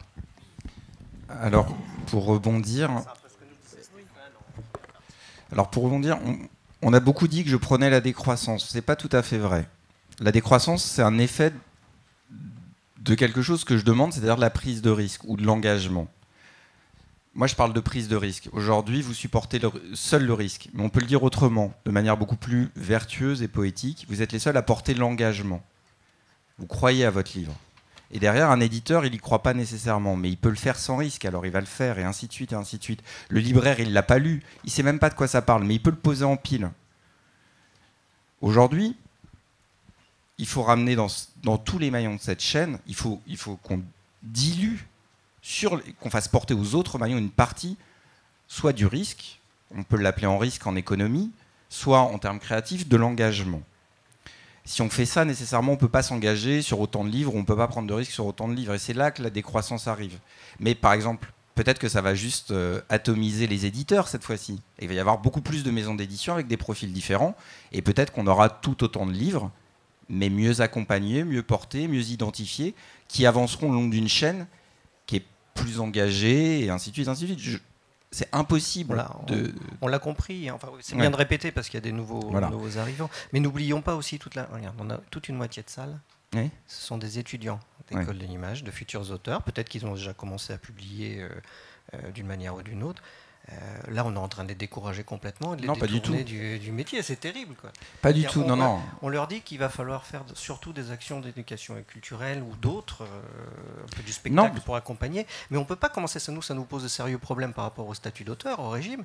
C'est qu'on ne peut pas commencer par ça. Il nous faut d'abord des droits d'auteur jusqu'à présent. Les droits accessoires sont par définition accessoires.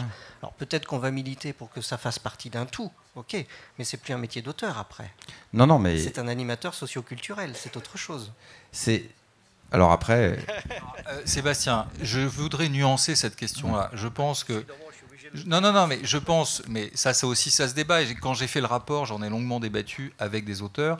Je pense que si on fait appel à des auteurs pour animer des ateliers, c'est pas parce que précisément ils sont auteurs, parce qu'ils portent une démarche de création et parce qu'ils ont quelque chose à transmettre à partir de cette démarche de création. Alors effectivement, Christelle le disait, certains aiment le faire, non seulement aiment le faire, mais ça les enrichit dans leur démarche de création. C'est la rencontre avec un monde social différent qui n'ont pas peut-être forcément l'habitude, qui les enrichit. J'ai eu des témoignages sur ce sujet. La question, c'est qu'effectivement, on ne peut pas enrôler, obliger tous les auteurs à le faire. On peut les sensibiliser, on peut leur offrir l'opportunité de faire ces opérations, mais on ne peut pas, ça ne peut pas être un enrôlement généralisé. Il est évident que ça n'aurait aucun sens. Donc, là, je voulais juste vraiment faire ce point parce que si on fait appel à eux, c'est précisément parce que ce sont des auteurs et qu'ils ont une valeur ajoutée, ils ont quelque chose à transmettre et à proposer aux jeunes qui est différent de médiateurs du livre ou d'animateurs d'ateliers. Donc c'est quand même extrêmement important de faire cette nuance parce que le recours à des auteurs, il n'est pas neutre. Voilà. Sur la question de la librairie et du risque, je peux vous en parler parce que je suis copropriétaire d'une librairie un peu particulière. Parfois, on m'attaque là-dessus. Parce que c'était une librairie de solde. Quand j'ai commencé à y travailler, j'étais étudiant et la solde dans le domaine du livre, c'est mal vu. Moi, j'ai travaillé dans, 7, 8 librairies différentes, des grands groupes. Je fais la compta, les bilans comptables. Donc, j'avais bien étudié la mécanique économique de la librairie. Et en plus, à une époque de transition, c'est-à-dire que j'ai accompagné Album dans son développement entre le moment où on est passé de 700 livres à 5000 livres. Et j'étais dans tous les secteurs, j'ai fait le comics, le manga, la compta, les bilans comptables et tout ça. Ce qui fait qu'aujourd'hui, c'est pour ça que je m'intéresse à toutes les formes de bande dessinée. Qu'est-ce que j'ai fait quand je suis arrivé chez Apoum Papoum ? Je pensais que je connaissais tout à la BD, il y avait tout un monde de sol, patati patata. J'ai vu un truc que je ne connaissais pas, c'est que j'étais obligé de vendre des livres que je n'avais pas choisis. C'est là que j'ai compris la question de l'engagement. J'étais extrêmement mal dans ce système-là. Donc j'ai désobéi à mon patron et j'ai commencé à acheter des BD d'occasion. Ça fait monter son chiffre d'affaires. Il n'était pas content, mais ça fait monter son chiffre d'affaires. Et puis, je voulais vendre des BD que j'aimais bien. À l'époque, j'étais très amateur de bande dessinée indépendante. Mais je ne pouvais pas, vu qu'ils m'interdisaient de le faire, ouvrir un compte chez un diffuseur. Donc j'allais voir les éditeurs et je leur disais, je veux bien vous acheter des livres là, que vous arrivez, qui ne sont pas très célèbres, mais moi que j'adore. Comme on n'a pas de diffuseur, je vais vous en prendre beaucoup, parce que je ne peux pas venir souvent, et je vais vous les acheter fermes. Donc je vais vous en prendre 100. Je vous prends 100 de ce livre-là, et de toute façon, je les vendrai. Ça me prendra 2 ans, 3 ans. Et en fait, on a fonctionné pendant 10 ans. Aujourd'hui, à Poum Papoum, c'est que de l'occasion et du neuf. Et on a ouvert notre premier compte chez le comptoir des indépendants. Donc on fait de la bande dessinée dite indépendante et difficile à vendre.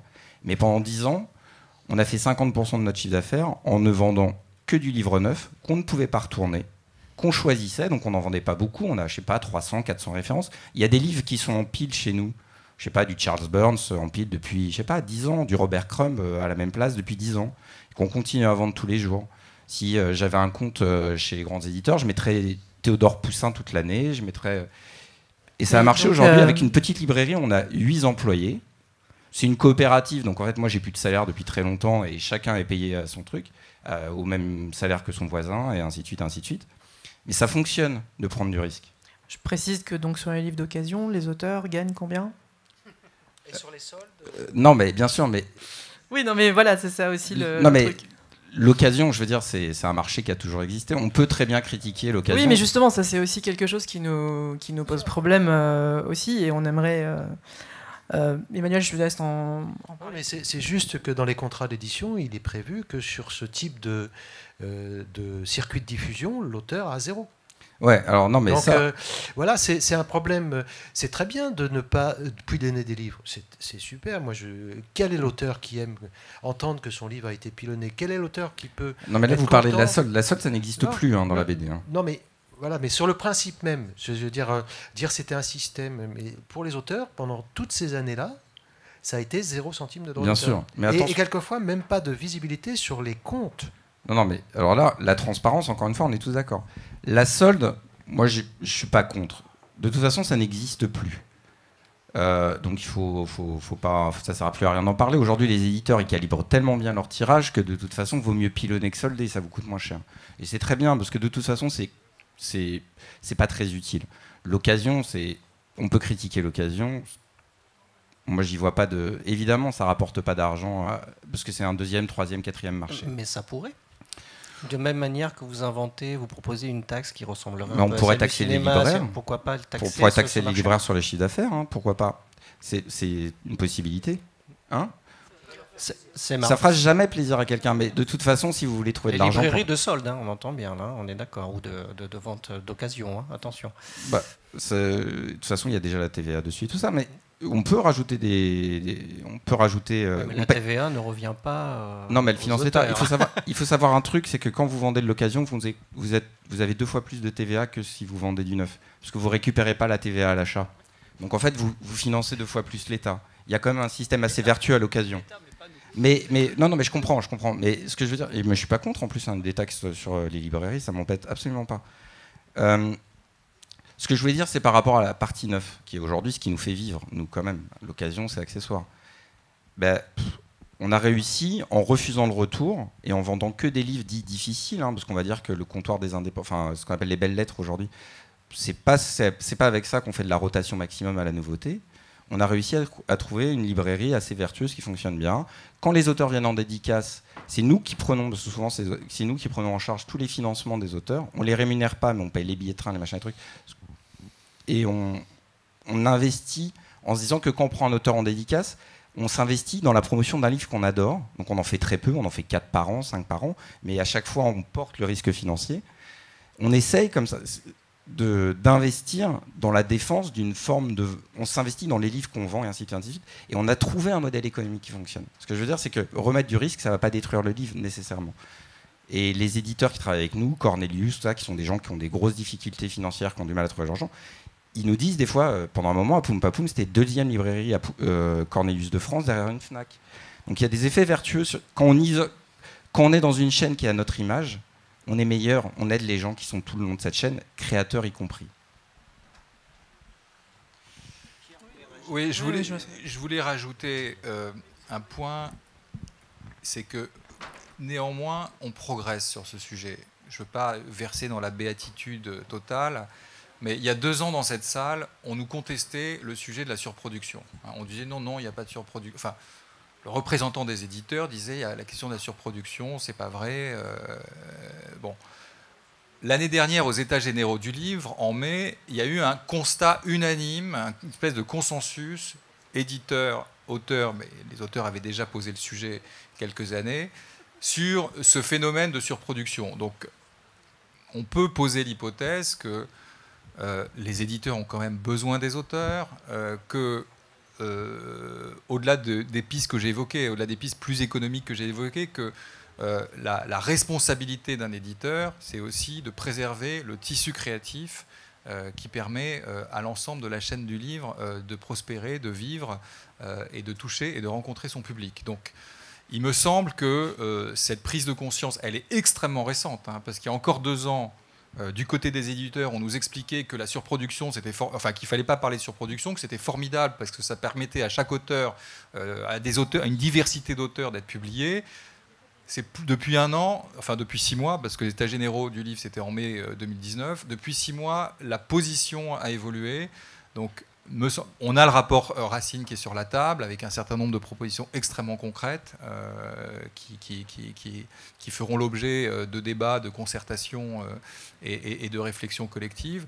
Donc je pense qu'on est sur une voie qui va, je l'espère, en tout cas moi je m'y attacherai dans les modestes responsabilités qui sont les miennes, de manière à ce que, sur cette question de la surproduction, sur cette question d'un investissement des éditeurs pour défendre, valoriser à sa juste place le travail des auteurs, je pense qu'on a changé de perspective. C'est extrêmement récent et ça ouvre des hypothèses de travail qui sont, me semble-t-il, plus conformes aux enjeux des auteurs tels qu'ils sont posés depuis maintenant les EGBD en 2015. Voilà ce que je voulais préciser. Merci. Marianne, on vous a abandonné depuis le début quand même. On va vous redonner un petit peu d'espoir quand même. Il n'y a pas que les activités accessoires. Peut-être quand même que vous allez pouvoir sortir quelques livres et obtenir des revenus de la vente de vos livres, les avances sur droit de votre éditeur et tout, et peut-être aussi d'autres types de rémunérations que perçoivent pour vous des organismes qui s'appellent organismes de gestion collective. On change un peu de sujet, là je suis désolé, mais c'est pour laisser un peu la parole à Marianne. Si vous voulez bien nous expliquer un petit peu, on fera le lien avec le rapport Racine après justement, une des préconisations du rapport. D'accord. Pour rester dans cette fluidité des échanges, on ne va pas... j'avais préparé un bout au PowerPoint et j'ai juste le déroulé de façon orale en vous expliquant le rôle effectivement de ces OGC. Alors ça c'est le terme technocratique légal dorénavant, mais on nous appelle aussi des sociétés d'auteurs. Et pour donner une analogie, dans le domaine de la musique qu'on évoquait tout à l'heure, il y en a une très importante qui existe qui s'appelle la SACEM. Et donc, dans le domaine de la bande dessinée, du livre jeunesse, des arts visuels en général, il y a des OGC, dont celle que j'ai le plaisir de représenter aujourd'hui, la DAGP, mais il y a aussi, par exemple, la SOFIA qui est ici présente dans cette salle. Alors, on ne fait pas complètement les mêmes choses et je vous préciserai rapidement leur articulation. Et donc, ces sociétés d'auteurs gèrent des droits d'auteur, en tout cas des droits d'auteur un peu particuliers, puisque ce sont ceux que vous n'avez pas quand vous signez un contrat d'édition avec votre éditeur pour la publication en librairie de vos albums. Et en fait, en tant que gestion collective, on sert à rémunérer les créateurs lorsque matériellement ce serait très compliqué de gérer le droit d'auteur œuvre par œuvre, parce que c'est une profusion de diffusion. Et donc, depuis Belle Lurette, depuis les années 80, et notamment la fameuse loi Lang dont on parlait tout à l'heure sur le prix unique du livre, mais il a fait d'autres choses dans sa vie, Lang, et il a créé des rémunérations pour que les créateurs et les auxiliaires de la création, comme les artistes-interprètes, touchent des rémunérations en contrepartie de l'utilisation en général par le grand public et de façon un peu incontrôlée et désordonnée des œuvres. Et ces rémunérations-là, mon propos, s'il n'y en a qu'un à retenir, c'est que vous, en tant qu'auteur professionnel, déjà créant, et vous, futur auteur, puisqu'encore étudiant, vous devez absolument faire la démarche de venir les chercher auprès des sociétés d'auteurs. Parce que là, Marianne, ouais. juste je voulais te... parce qu'on n'a pas beaucoup... Non, je suis désolée. Oui, hein. oui, à l'heure actuelle, il y a beaucoup d'auteurs et d'autrices qui veulent comprendre pourquoi l'argent de tous ces droits ne leur vient pas directement, pourquoi est-ce qu'ils ont besoin de s'inscrire, etc. Et aussi pourquoi dans ces sociétés, c'est pas les auteurs qui sont aux commandes. Ça, c'est quelque chose qui les dérange beaucoup. Donc je voulais que tu amènes aussi une réponse par rapport à ça. Alors, première question, pourquoi est-ce que les droits ne vont pas aux auteurs? Alors, pardon. Bien sûr que les droits vont aux auteurs. Pour ça, et c'est normal, à partir du moment où en tant qu'OGC, on gère le droit des auteurs, on est ultra contrôlé. On a des commissaires aux comptes, on est sous le couvert et sous une sorte de tutelle, on va dire, du ministère de la Culture qui vérifie quelles sont les règles qu'on met en place pour répartir les droits. Et comme bien sûr ça ne suffisait pas, on est aussi sous le coup d'un contrôle annuel, d'une émanation de la Cour des comptes. On est des sociétés privées. Je vais vous expliquer pourquoi on est privé et à qui on appartient, bien sûr. Mais tous les ans, la Cour des comptes fait des contrôles, notamment qu'on appelle les flux et ratios. Flux et ratios, ça veut dire, vous, les sociétés d'auteurs, combien vous avez encaissé l'année dernière, combien vous avez pris pour financer votre activité et combien vous avez reversé aux auteurs. Tout ça, c'est public et c'est sur le site du ministère de la Culture, c'est sur le site de la Cour des comptes et c'est sur le site de chacune des sociétés d'auteurs. En plus de quoi, on a depuis 2 ans, en empilement de contrôle et de transparence, un rapport de transparence par lequel on doit tout indiquer. La rémunération des dirigeants, la rapidité, c'est-à-dire le temps que l'on prend entre quand on perçoit et quand on répartit aux auteurs. Alors c'est un peu roboratif, mais si vous avez des questionnements, vous pouvez tout trouver sur le site directement en accès. Voilà. Par rapport à ce que tu dis, pourquoi est-ce que ce ne sont pas les auteurs qui sont aux commandes? Bien sûr que ce sont les auteurs qui sont aux commandes. Circule le fait que nous sommes des sociétés privées. Oui, nous ne sommes pas des entités publiques dans toutes leurs déclinaisons, EPA, EPIC, je sais pas quoi. Nous sommes des sociétés privées parce que nous sommes des sociétés civiles, sans but lucratif. À l'origine, la DAGP, on était une association. Et puis après, la loi, la fameuse loi Lang que je parlais tout à l'heure, on dit oui, mais quand même, c'est important de gérer les droits des auteurs. Il faut que vous soyez tous dans le même moule. Et comme moule, on va prendre le moule de la SACEM à l'époque, navire amiral de la gestion collective. Alors à qui on appartient? C'est qui nos actionnaires? Eh bien, ce sont les auteurs eux-mêmes. C'est-à-dire qu'à la DAGP, par exemple, on a 15 000 artistes membres. Donc on a 15 000 actionnaires réunis en assemblée générale, qui nomme le gérant, votre serviteur, trice, qui élise un conseil d'administration, lui-même élise son président, et qui ratifie le fameux rapport de transparence, qui ratifie le rapport d'activité, etc. Et qui vérifie tous les indicateurs dont je vous parlais tout à l'heure. À la DAGP, on a les indicateurs que j'évoquais en disant quand on encaisse 100, on prélève, on prend en gros 12%, et on reverse 88% des droits. Ça, c'est des choses qui sont très claires. J'entends sur les réseaux sociaux parler d'irrépartition. Ah bah, justement, c'était effectivement la question que je voulais que tu abordes, c'est la question des 25% copies privées et de l'utilisation des 25% copies privées, et cette question sur le fantasme des caisses noires que constitueraient des matelas dorés, on les peut dire irrépartissables. Ouais. Comment les irrépartissables sont-ils utilisés aujourd'hui ou sont-ils répartis à terme? Voilà, ce serait quand même bien que, profitant de cette table ronde, tu puisses clarifier certaines choses qui se retrouvent dans le rapport Racine par certains côtés. Exact. Après, tout à l'heure, je répondrai à pourquoi faut-il s'inscrire. Alors, concernant les irrépartissables, alors sous ce vocable un chouïa rugueux, on va dire, se cache en fait un phénomène qui est que il arrive que les sociétés d'auteurs encaissent des droits, mais n'aient pas et soit en échec matériellement pour les répartir aux auteurs. Pourquoi ? Parce qu'il y a des choses aussi bêtes que le décès d'un auteur, d'un artiste, moi j'ai le cas il n'y a pas longtemps, qui est mort, et cette personne n'avait pas fait de legs, et elle n'avait aucun succès cible, au 6e degré, hein, donc c'est des archi-petits-neveux. On a vraiment essayé de passer par le notaire, et comme il y avait 500 €, dans ces cas-là, on se pose toujours la question de savoir à la DGP si on ne va pas prendre un généalogiste.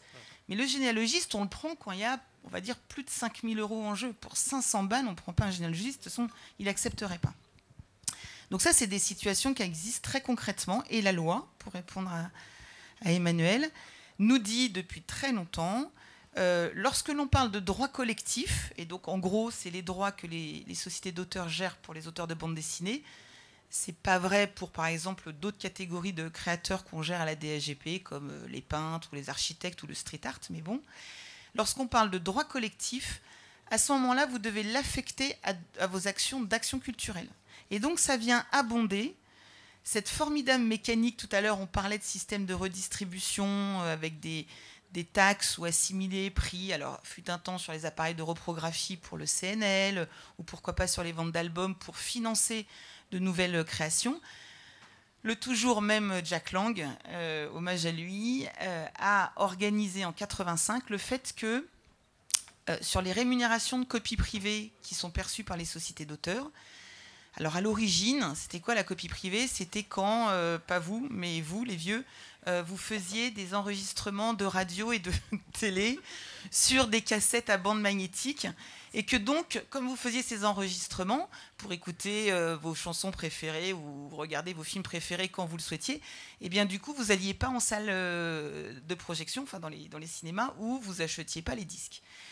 Et donc, toute la chaîne de la création à l'époque de l'audiovisuel et de la musique avait dit, mais ça nous cause un préjudice. Et donc, sur les bandes magnétiques qui sont vendues et qui sont vierges, et sur lesquelles les particuliers vont enregistrer les œuvres, il va y avoir une rémunération, ce n'est pas du tout une taxe, qui va être prélevée pour être reversée aux auteurs, aux artistes-interprètes et aux producteurs.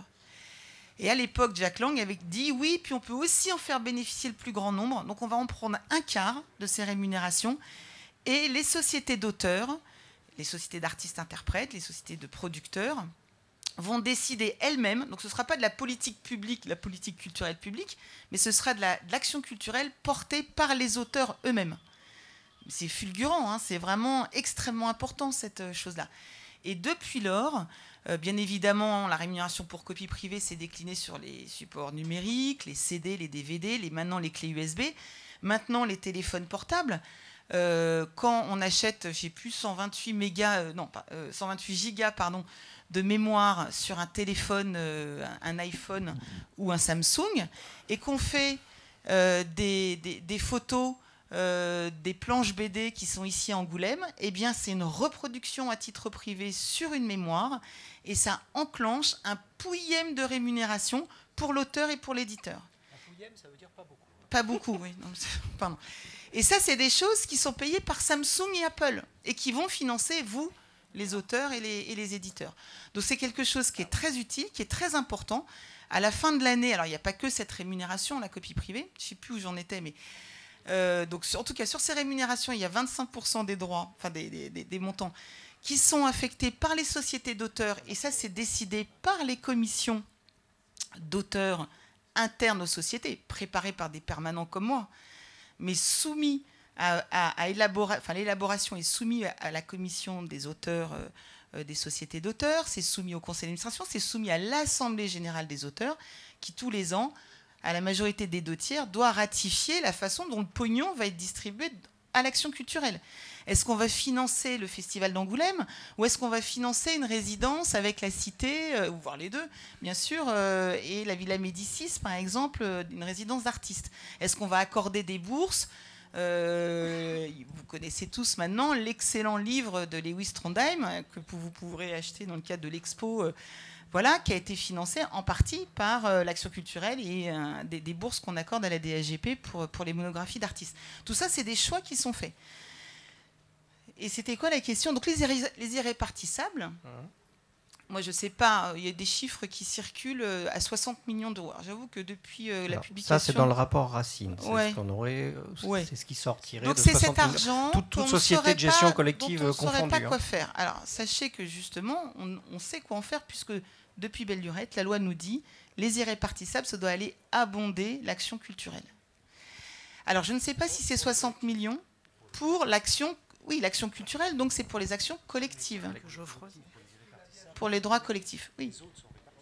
Les autres, alors, ce qui ne sont pas des irrépartissables, parce que sinon, voilà, donc il y a des droits primaires qui sont encaissés et qui, là, peuvent être affectés par les sociétés d'auteurs, soit à... Oui, non, Ouais. c'est juste par rapport à la répartition et tout ça. Ouais. Est-ce que la DAGP Ouais. redonne quelque chose aux éditeurs ou pas? La DAGP, non. D'accord, c'est que aux Les auteurs. Voilà, Oui. on est Dans d'accord. les sociétés d'auteurs. Non, Sinon, ce serait dans nos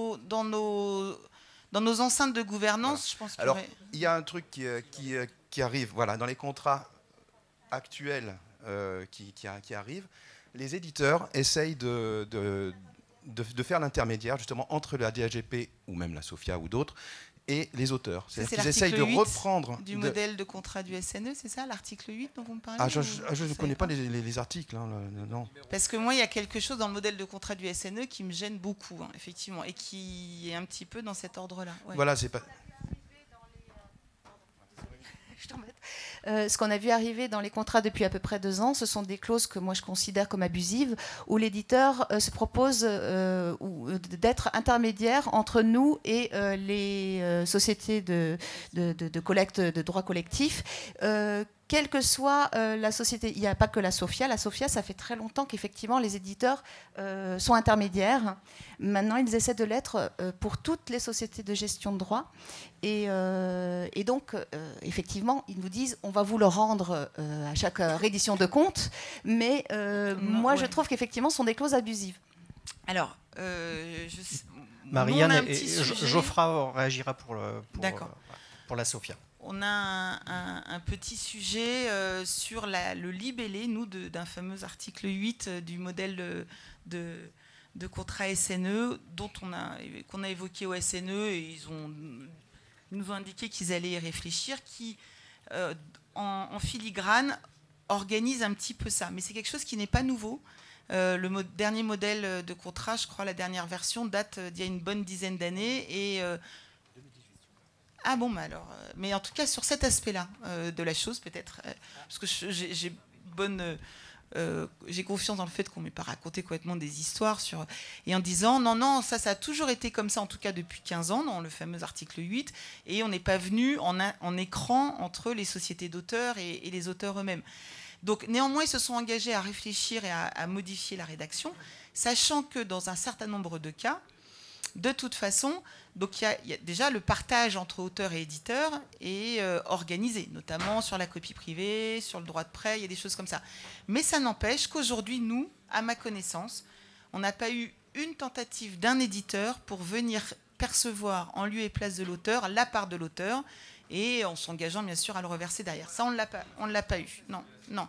À date, on ne l'a pas eu. On gère environ 1000 auteurs de BD, et pareil en auteur jeunesse, donc c'est là où ce serait le biais, et on n'a pas vu ça du tout, non. Je repasse le micro à Geoffroy après, mais on va devoir libérer Pierre. Ah, pardon, excuse-moi.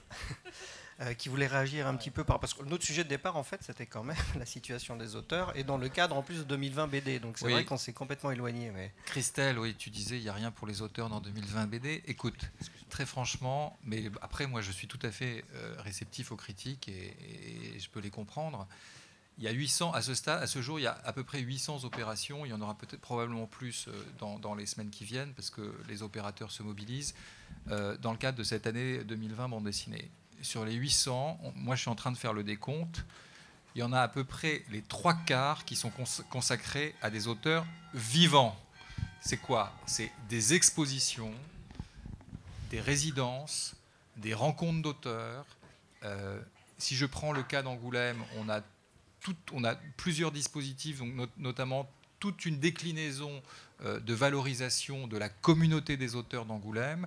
Et le 4e élément, c'est que, là aussi je le prends par le prisme local, on travaille, on réfléchit, on va mettre en œuvre un plan d'accompagnement local, dont d'ailleurs je voudrais dire 2 mots parce que c'est une nouvelle piste de travail qu'on soulève et qui implique plus les collectivités territoriales et les politiques publiques dont elles sont responsables et qui peuvent avoir des effets directs.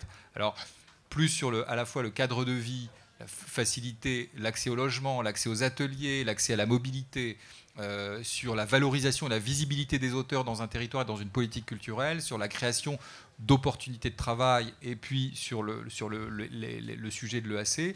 Donc on a 5 items au total, plus ce que j'ai dit. Donc il y a quand même, alors c'est peut-être effectivement, peut-être qu'on n'a pas suffisamment communiqué sur l'ensemble de ces opérations dans le cadre de 2020 BD. Il y aura plusieurs projets de création. Je prends un exemple.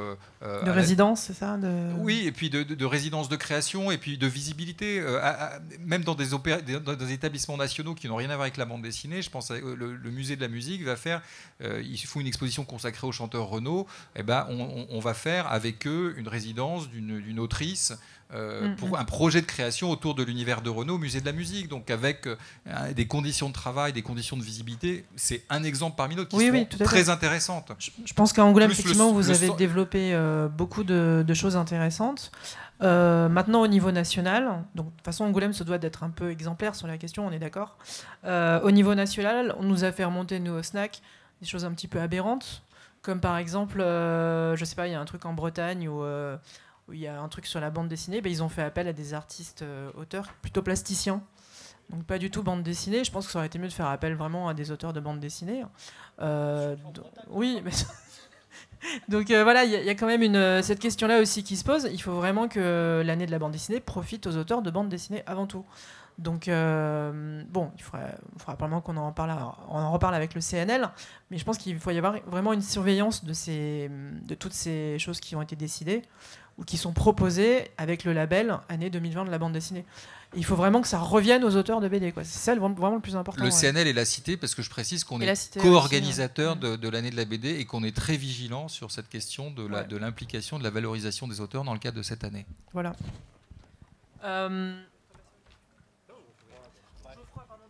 Pierre, je ne sais pas si vous voulez rajouter un mot là-dessus, sinon on peut vous libérer si vous voulez. Voilà. Alors peut-être qu'on peut reprendre effectivement nos discussions. Si, je vais t'embêter avec ça. Le fait que des droits Sophia puissent passer par l'éditeur, notamment effectivement le droit de prêt. Ça peut arriver. Ah oui, non, mais ça arrive.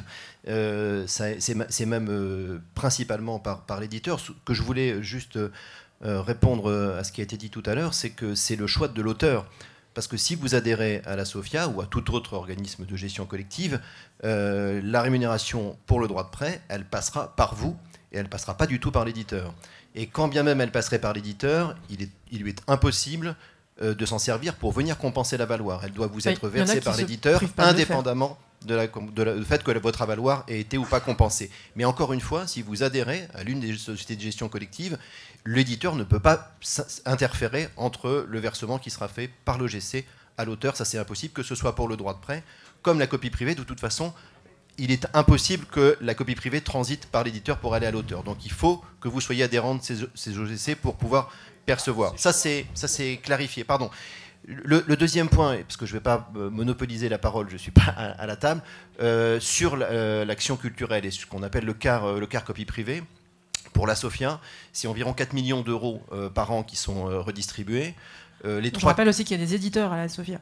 C'est quelque chose qui choque beaucoup les auteurs, et je les comprends sur ce sujet-là, qui est des éditeurs qui soient à la SOFIA et que les auteurs ne soient représentés, mais ils ont du mal à faire entendre leur voix aussi. Comme c'est une société paritaire, il y a forcément des éditeurs et des auteurs, et je dirais 90%, 95% de l'action culturelle profite essentiellement aux auteurs, très très peu aux éditeurs et aux initiatives des éditeurs. À peu près 3 millions d'euros de ce quart copie privée va à des festivals, au soutien à des festivals et manifestations littéraires, et ça se transforme en rémunération pour les auteurs qui participent à ces festivals. On a calculé que c'était à peu près 1,8 à 2 millions d'euros qui se transforment en rémunération pour les auteurs. Et je rappelle que la SOFIA était la première à mettre en place cette obligation de rémunérer les auteurs pour pouvoir bénéficier d'un soutien financier, ce qui a été suivi ensuite par les autres organismes de gestion collective et ensuite par le Centre national du livre. Et c'est extrêmement important puisque aujourd'hui, ça permet à ces auteurs d'être rémunérés pour leurs interventions. Je mets de côté la question des dédicaces. Mais toujours avec cette précision qu'il faut adhérer. Ouais. On peut peut-être répondre à cette question. Alors, adhérer, en même temps, oui et non. C'est vrai que... alors, l'adhésion, c'est quoi? C'est remplir un 2 pages, on va dire. Nom, prénom, date de naissance, numéro de sécu. Donc, c'est quand même pas très... signature. Photocopie de la carte d'identité, photocopie d'un RIB, enfin un RIB. Voilà, donc c'est pas non plus très important. Alors, effectivement, il faut mettre un chèque de 15,24 €. Ce chèque-là, c'est quoi? C'est pas une cotisation qui, d'ailleurs, vous sera prélevée ou qu'on vous demandera de verser. C'est juste une part du capital social. Et si un jour un auteur décide de démissionner de la société d'auteurs, on lui rembourse. Voilà, donc c'est 15,24 €, ex 100 francs. On était très en nouveaux francs, ex 10 000 anciens francs. Voilà, donc on en est là, voilà. Et c'est vrai que dans l'absolu, à partir du moment où vous, concernant les auteurs de bande dessinée, on gère des droits collectifs, donc que vous ne pouvez toucher que par nous, on ne devrait pas, vous pourriez les toucher sans adhérer. Moi, j'ai 2 cas à la DGP. Après, sincèrement, dans la mécanique, c'est tellement bien quand même d'être membre de la société, de pouvoir participer à ces organes de décision, que si jamais un auteur nous a dit « moi je veux toucher sans être membre », on lui dirait « bah oui, il y a déjà eu 2 cas ». Mais ça ne nous paraît pas, et ça paraît je crois à personne, un obstacle pour adhérer. Ça ne vous engage à rien. Encore une fois, vous pouvez démissionner tous les ans. Vous ne cédez pas des droits, en tout cas sur toute la cohorte des auteurs de bande dessinée, il n'y a pas un apport en propriété ou que sais-je qui vous peut-être vous inquiéterait sur l'engagement que ça comporte.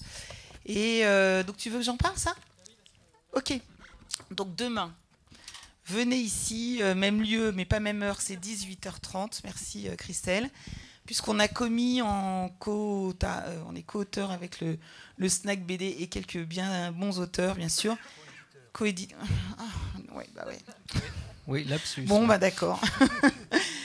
Je plaisante. Un calendrier où une page par mois, vous avez non seulement un excellent dessin d'un excellent auteur ou autrice, mais derrière pas mal payé, je d'informations. tiens à le dire.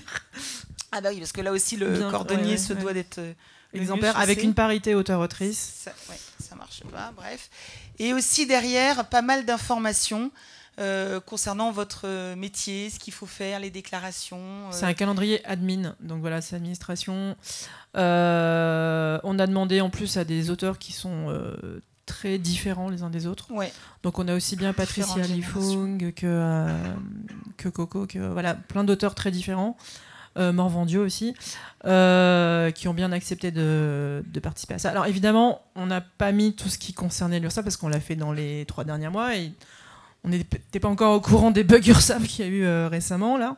Donc voilà, et puis ce qui reste aussi assez flou, et j'espère que ça ne va pas nous tomber sur la tête bientôt, c'est tout ce qui est prélèvement aussi avec les impôts et voilà quoi. Prélèvement à la source, parce que ça aussi ça va être très compliqué. Donc voilà. Ça, plus tu évoquais la réforme des régimes de retraite en général. Quel impact ça pourrait avoir? Donc il est 56, il reste 4 minutes. En 4 minutes, je vous fais les bugs de l'URSSAF de fin d'année, de début d'année et qui suivront peut-être, plus la réforme des retraites avec l'adaptation, on l'espère, de la réforme du système universel au régime des artistes-auteurs, mais avec quand même encore beaucoup de choses qui ne sont pas totalement clarifiées dans l'esprit des auteurs. Plus éventuellement encore d'autres choses. Voilà, mais c'est impossible, c'est juste impossible de vous faire tout ça en 4 minutes. Donc, sur les bugs, si vous êtes auteur, vous avez dû constater que effectivement, il y avait des choses qui se passaient avec la réforme de la sécurité sociale, vous êtes maintenant tenu d'avoir, ou vous serez tenu d'avoir un espace personnel sur le portail URSSAF artiste-auteur. Pour ceux qui sont en BNC, vous avez dû recevoir des lettres avec des codes d'activation en décembre dernier. Si ce n'est pas le cas, attendez, j'ai pas fini. Et puis, de toute façon, j'ai que 4 minutes. Enfin, maintenant, 3,5. Donc, vous auriez dû recevoir, ou vous avez reçu, et si vous avez reçu, ça aurait dû marcher ou pas pour pouvoir créer votre espace. Dans tous les cas, bon, les problèmes ont été bien identifiés par les organisations d'auteurs qui ont reçu un certain nombre d'auteurs leur disant « Mais qu'est-ce que c'est que cette histoire ?» Bon, voilà. Donc, les discussions continuent. Normalement, il y a un certain nombre de choses qui sont réglées, parce qu'il faut quand même reconnaître que dans le cadre des concertations qui ont lieu, les choses avancent. Ce qui est regrettable, c'est qu'elles se produisent parce qu'il n'y a pas la concertation préalable et qu'on aurait pu éviter certaines choses.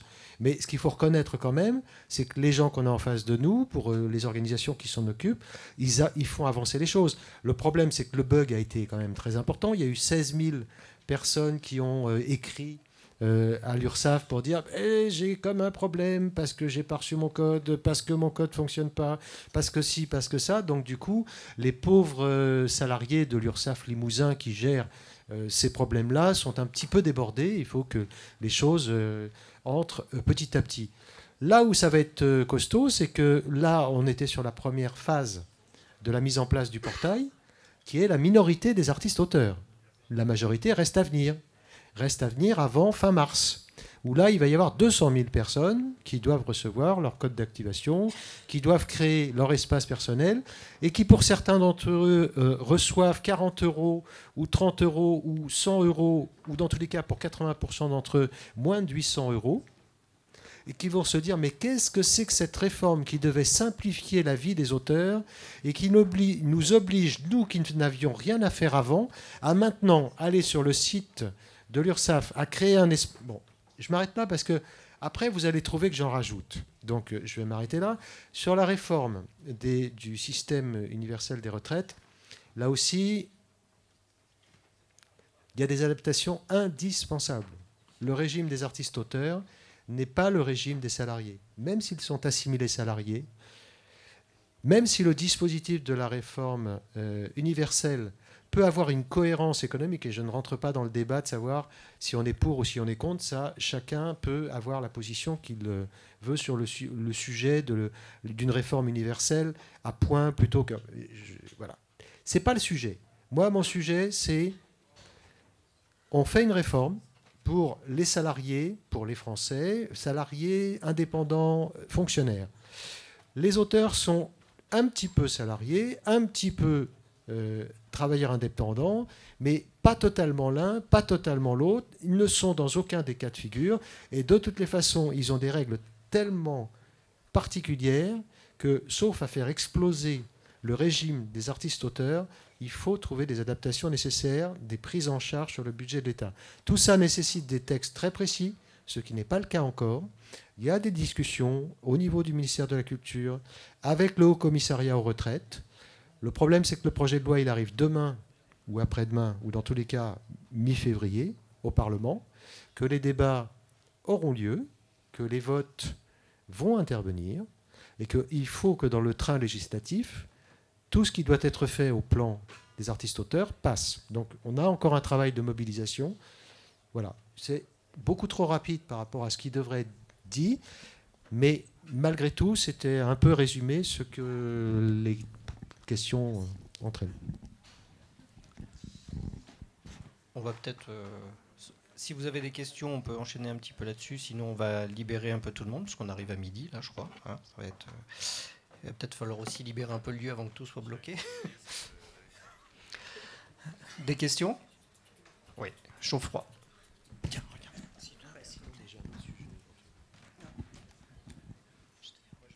J'avais juste une remarque, enfin un commentaire ou question, mais sur un élément qui m'avait pour l'instant échappé. Dieu sait pourtant sur la surproduction, on a tous planché et je crois qu'on en a tous parlé depuis plusieurs années. Et je suis heureux d'entendre Pierre dire que c'est quelque chose qui maintenant est partagé par l'ensemble de la profession. Je dirais que c'est pas d'ailleurs un point qui concerne uniquement le secteur de la bande dessinée, c'est un point qui est important pour l'ensemble du secteur du livre.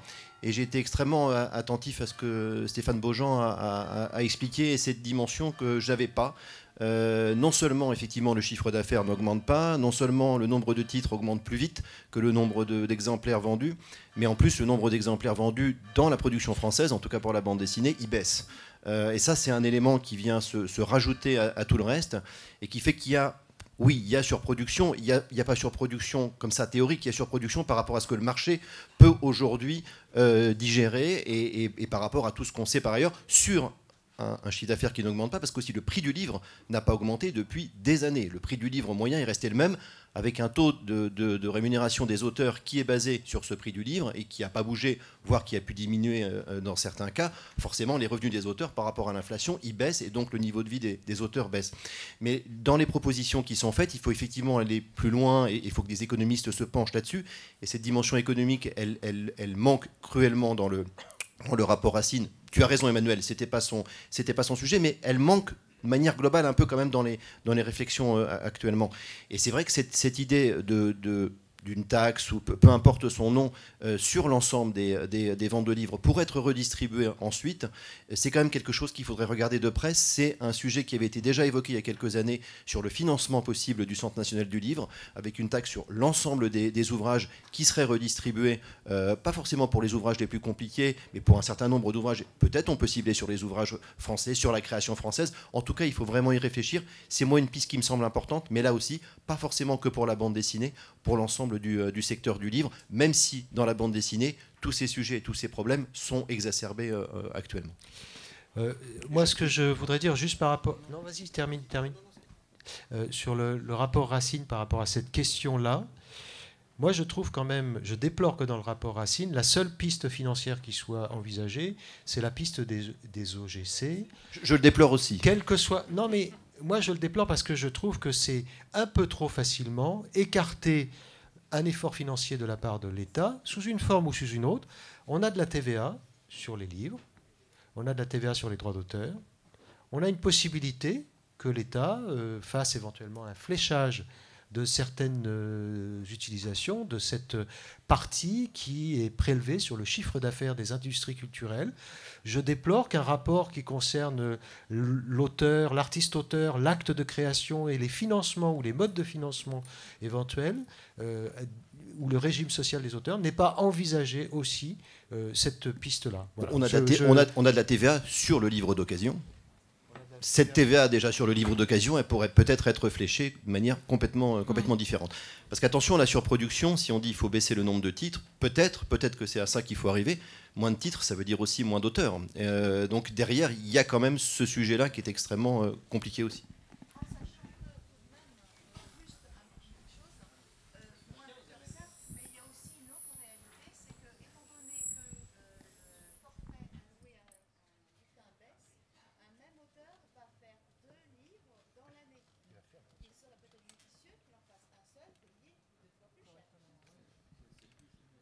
Sur la question de cette taxe, encore une fois, c'est des pistes à étudier, hein, je ne sais pas si c'est bien, mais sur la question de la TVA sur les livres d'occasion, typiquement, je pense qu'aujourd'hui, alors la TVA du livre d'occasion, comme tous les produits d'occasion, est intéressante, puisque vous ne la reversez pas à l'entreprise. Enfin, vous savez, la TVA, le mécanisme, c'est vous la payez sur vos ventes, mais on vous la renvoie sur vos achats. Comme c'est de l'achat d'occasion, vous ne retrouvez pas de la TVA. Donc la TVA sur les produits d'occasion qui rentrent dans les caisses de l'État, c'est 100% bénéf pour l'État. Ce qui n'est pas le cas des autres TVA. Donc clairement, pourquoi pas faire même une TVA, si vous montez à 10%, ça fait basculer les marchés, mais pourquoi pas créer une TVA à 7, 8% et la flécher directement, parce qu'elle est quantifiable, au CNL. C'est tout à fait possible. À partir du moment où vous allez voir l'État en disant, écoutez, sur ces produits-là, finalement, le droit d'auteur, on ne le retouche pas. Est-ce que le livre pourrait pas être une exception dans les produits d'occasion, ou même les DVD et les CD? Enfin, est-ce que le produit culturel ne pourrait pas être une exception dans les produits d'occasion? Et comme la TVA sur ces produits-là est 100% pour vous, est-ce que vous ne pourriez pas la flécher aux institutions concernées? C'est des mesures, typiquement, qui méritent d'être débattues. Ça, c'est des vraies mesures qui permettent de ramener de l'argent du dehors de la chaîne. Juste un mot de conclusion très très simple. Je crois qu'il faut non plus, il ne faut jamais séparer une politique des auteurs d'une politique des publics. Quand Geoffroy parle de la question de la surproduction, si les ventes avaient augmenté avaient été multipliées par 15 avec une production multipliée par 10, il n'y aurait pas de sujet de surproduction. On disait tout à l'heure, Christelle, que c'est des effets de long terme. Eh bien, pas tant que ça, parce que dans la résidence qu'on a conduite avec Pili, qui est là au collège François Villon, dans le 14e arrondissement de Paris, et que la principale, elle vous dit, dans le cadre d'une résidence BD intensive, la lecture est devenue à la mode, ils vont tous dans les librairies, ils vont tous dans les bibliothèques. Je veux dire, c'est des effets immédiats et durables chez des gamins qui ont entre 12 et 13 ans, peut-être parfois moins. Donc là aussi, je pense qu'il faut que les auteurs s'engagent. La politique des auteurs, moi, je milite pour, mais il ne faut jamais la déconnecter d'une politique des publics. On est dans un contexte avec les GAFA et d'autres grands, et maintenant il y a les Chinois avec TikTok qui conditionnent, comme on ne l'a jamais connu dans le monde, les jeunes esprits. On a besoin d'avoir, pour aider les auteurs, d'une politique des publics qui soit extrêmement volontariste, avec un investissement de l'État pour créer cette appétence vers le livre, à un moment où quand même, contexte général, c'est que malgré les chiffres de la BD, les pratiques de lecture déclinent dangereusement depuis plus de 20 ans. Hein, donc il faut aussi avoir ça en tête. On va conclure du coup, Sébastien. Je te laisse. Est-ce que je peux juste dire un mot sur une loi qui n'a rien à voir avec le livre, qui concerne la réforme de l'audiovisuel, mais dans lequel il y a un petit bout de cette loi qui est la transposition de la directive européenne sur les droits d'auteur et les droits voisins. Et dans ce petit bout qui est essentiel, entre autres pour le livre, il y a des choses qui ne sont pas du tout satisfaisantes, et en particulier des articles où l'écrit est exclu. Par exemple, sur la possibilité pour les auteurs de pouvoir bénéficier d'un droit de révocation ou d'un droit de résiliation lorsque les droits ne sont pas exploités, lorsque l'œuvre n'est plus exploitée. C'est incompréhensible ne serait-ce que dans la transposition de la directive européenne. La France, qui devrait s'honorer d'avoir une politique en matière de livres et en matière de défense des auteurs, fait là la démonstration d'un manque incommensurable. Voilà. Et puis à l'inverse, on va essayer d'utiliser aussi ce projet de loi, tout à l'heure le mot a été prononcé, pour faire en sorte qu'il y ait des rémunérations supplémentaires, de nouveaux droits qui soient mis en place, notamment liés aux réseaux sociaux, aux moteurs de recherche d'images. Je voulais juste rajouter profiter de ce moment pour dire que la SOFIA organise une journée pour les auteurs le 12 mars prochain à Paris sur le lieu Ground Control à côté de la gare de Lyon. Donc une grande journée vraiment pour l'ensemble des auteurs où seront présents le SNAC, la DAGP, les autres partenaires, l'URSSAF pour répondre à vos questions et peut-être expliquer l'ensemble des bugs s'ils ne les ont pas solutionnés d'ici là, et je crains qu'ils ne les aient pas tous solutionnés d'ici là, le RAB sur les questions de retraite, l'Institut français, le CNL, etc. Donc ce sera aussi un lieu d'échange et de pouvoir aussi poser toutes les questions auxquelles peut-être aujourd'hui on n'a pas eu le temps de répondre, et que l'année 2020 de la BD doit être aussi, alors ce ne sera peut-être pas l'année qui permettra de répondre et de trouver toutes les solutions, mais elle doit vraiment toutes les poser, y compris celles qui peut-être dérangent, y compris celles qui n'ont pas encore été posées. Et c'est pour ça que je vous remercie encore une fois pour ces chiffres et cet article qui est vraiment qui rajoute quelque chose à la réflexion. C'était la rencontre de Stéphane, en fait. Non, et je voudrais pondérer ça parce qu'en fait c'est une analyse que j'ai fait vite parce que j'ai eu des chiffres 8 jours avant. Non, elle n'est pas fausse. Tous les chiffres que je donne sont vrais, mais il y a 2 données qui me semblent très importantes de réintégrer là-dedans et je suis dessus. C'est ce que j'ai abordé au début, je vous ai dit, elle est intéressante parce que le volume, ça dit tout. Mais il y a quand même des choses à pondérer. C'est en financement, en argent, je ne sais pas encore combien ça représente. Et le volume et le CA, ce n'est pas la même chose. Et la deuxième chose, c'est la vente moyenne aussi qu'il faut que j'étudie. Ça, c'est très important. Parce que pour voir à quel point cette chute de volume, elle est centralisée ou diffuse le long des sorties. Voilà. Donc il y a encore des données qui permettent de mieux comprendre quelle forme d'action on pourrait avoir sur cette chaîne. Et je pense que je vais pouvoir les sortir d'ici une dizaine de jours, mais bon, voilà, ça solutionne pas tout, mais voilà, je voulais pondérer ça. Ben, écoute, on attend ça avec impatience. On va s'arrêter là. Dehors, vous entendez que oui, ça commence à il y a de manifester l'animation, un peu. voilà. Donc faites attention à vous en sortant aussi. Il y a quand même une petite question. Cet après-midi, c'est que cette étude, elle est vraiment nécessaire. Cette oui, étude bien sûr, économique, mais il c'est va pour ça falloir qu'on aussi se attend ça demander avec qui va la impatience. financer. Oui, bien sûr. Il va falloir se poser cette question-là quand même. Merci beaucoup. Merci. Merci. Cet après-midi, une rencontre autour du métier de scénariste. Oui, je tout à crois, fait. Vous avez ici.